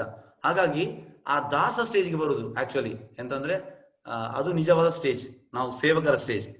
ಹಾಗಾಗಿ ಅದು ಆತ್ಮ ಸಾಕ್ಷಾತ್ಕಾರ. ಈ ಪ್ರೊಸೆಸ್ ಮಾಡ್ತಾ ಮಾಡ್ತಾ ಮಾಡ್ತಾ ಮಾಡ್ತಾ ನೀವು ಆ ಸ್ಟೇಜಿಗೆ ಬರ್ತೀರಿ, ನಾನು ಕೃಷ್ಣನ ಸೇವಕ. ಈಗ ಎಂತ ಆಗಿದೆ ಭೌತಿಕ ಲೋಕದಲ್ಲಿ ಎಲ್ಲರಿಗೂ ನಾನು ಮಾಸ್ಟರ್, ನಾನು ಬಾಸ್ ಅಂತ ಉಂಟು. ಆಕ್ಚುಲಿ ನಾವು ಕೃಷ್ಣನ ಸೇವಕರು. ಗೊತ್ತಾಯ್ತು ಸರ್? ಅದು ಆತ್ಮ ಸಾಕ್ಷಾತ್ಕಾರ. ಆ ಸ್ಟೇಜಿಗೆ ಬರುದು, 7th ಸ್ಟೇಜಿಗೆ ಬರುವುದು, ಅದು ಆತ್ಮ ಸಾಕ್ಷಾತ್ಕಾರ. ನಿಜವಾದ ನಾವು ಜೀವೇರ ಸ್ವರೂಪವಾಗಿ ನಿತ್ಯ ಕೃಷ್ಣ ದಾಸ, ಜೀವಿಯ ಸ್ವರೂಪ ಕೃಷ್ಣನ ನಿತ್ಯ ದಾಸ, ಅದು ನಮ್ಮ ನಿಜವಾದ ಸ್ವರೂಪ. ಆ ಸ್ಟೇಜಿಗೆ ಬರುವುದು ಅದು ಆತ್ಮ ಸಾಕ್ಷಾತ್ಕಾರ. ಓಕೆ, ಧನ್ಯವಾದಗಳು. ಸರ್ ಗೊತ್ತಾಯ್ತು. Okay okay. ಹಾಗಾಗಿ ನಾವು ಆ ಸ್ಟೇಜಿಗೆ ಬರಬೇಕು. ನಮಸ್ಕಾರ ಗುರುಜಿ. ಹೇಳಿ ಮಾತಾಜಿ. ಎಸ್ ಮಾತಾಜಿ. ನಾವು ಈಗಾಗ್ಲೇ ನಾನು ಶ್ರೀರಾಮರ ದೀಕ್ಷೆ ತಗೊಂಡಿದ್ದೀನಿ. ಅದನ್ನ ಜಪ ಮಾಡ್ತಿರ್ತೀನಿ, ಕೆಲವು ಸಮಯಗಳು ಮಾಡೋದಿಲ್ಲ. ಮತ್ತೆ ನಾವು ನಾನ್ ವೆಜ್ ತಿಂತೀವಿ, ನಾವ್ ಮನೇಲಿ ಮಾಡಿದಾಗ ಅದನ್ನ ಜಪ ಮಾಡೋದಿಕ್ ಹೋಗಲ್ಲ. ನಾನು ಆ ದಿನಗಳು ಕೂಡ ನಾನು ಜಪ ಮಾಡ್ಬೋದಾ? ಇವಾಗ ನಾನು ಶ್ರೀರಾಮ ದೀಕ್ಷೆ ತಗೊಂಡಿದ್ದೀನಿ. ಈಗ ಶ್ರೀ ಕೃಷ್ಣರ್ದ ಅಂದ್ರೆ ಇಬ್ರು ಒಂದೇನೆ, ನಾರಾಯಣ ಅಂದ್ರೆ ಎಲ್ಲಾರು ಒಂದೇನೆ. ನಾನು ಅದನ್ನೇ ಮಾಡ್ಬೋದ ಅಥವಾ ಹರೇ ರಾಮ ಹರೇ ಕೃಷ್ಣ ಮಾಡ್ಬೇಕಾಗತ್ತಾ? ಅದನ್ನು ಕೂಡ ಮಾಡಿ, ಇದನ್ನು ಕೂಡ ಸ್ಟಾರ್ಟ್ ಮಾಡಿ. ಯಾಕೆಂದ್ರೆ ನೀವು ದೀಕ್ಷೆ ತಗೊಂಡಿದ್ದೀರಲ್ಲ, ಹಾಗಾಗಿ ಅದನ್ನು ಕೂಡ ಮಾಡಿ, ಇದನ್ನು ಕೂಡ ಮಾಡಿ. ಯಾವ್ದನ್ನ ಅಂದ್ರೆ ಯಾವ್ದನ್ನು ಬಿಡ್ಲಿಕ್ಕೆ ಹೇಳುದಿಲ್ಲ, just you have to add. ಆಚಾರ್ಯ ಹೇಳುದು ಅಂದ್ರೆ ನಾವು ಕೃಷ್ಣನನ್ನು ಆಡ್ ಮಾಡ್ಬೇಕಂದ್ರೆ ಲೈಫಲ್ಲಿ. Yes okay, thanks. ಎಸ್ ಮತ್ತೆ ಎಸ್. ಓಕೆ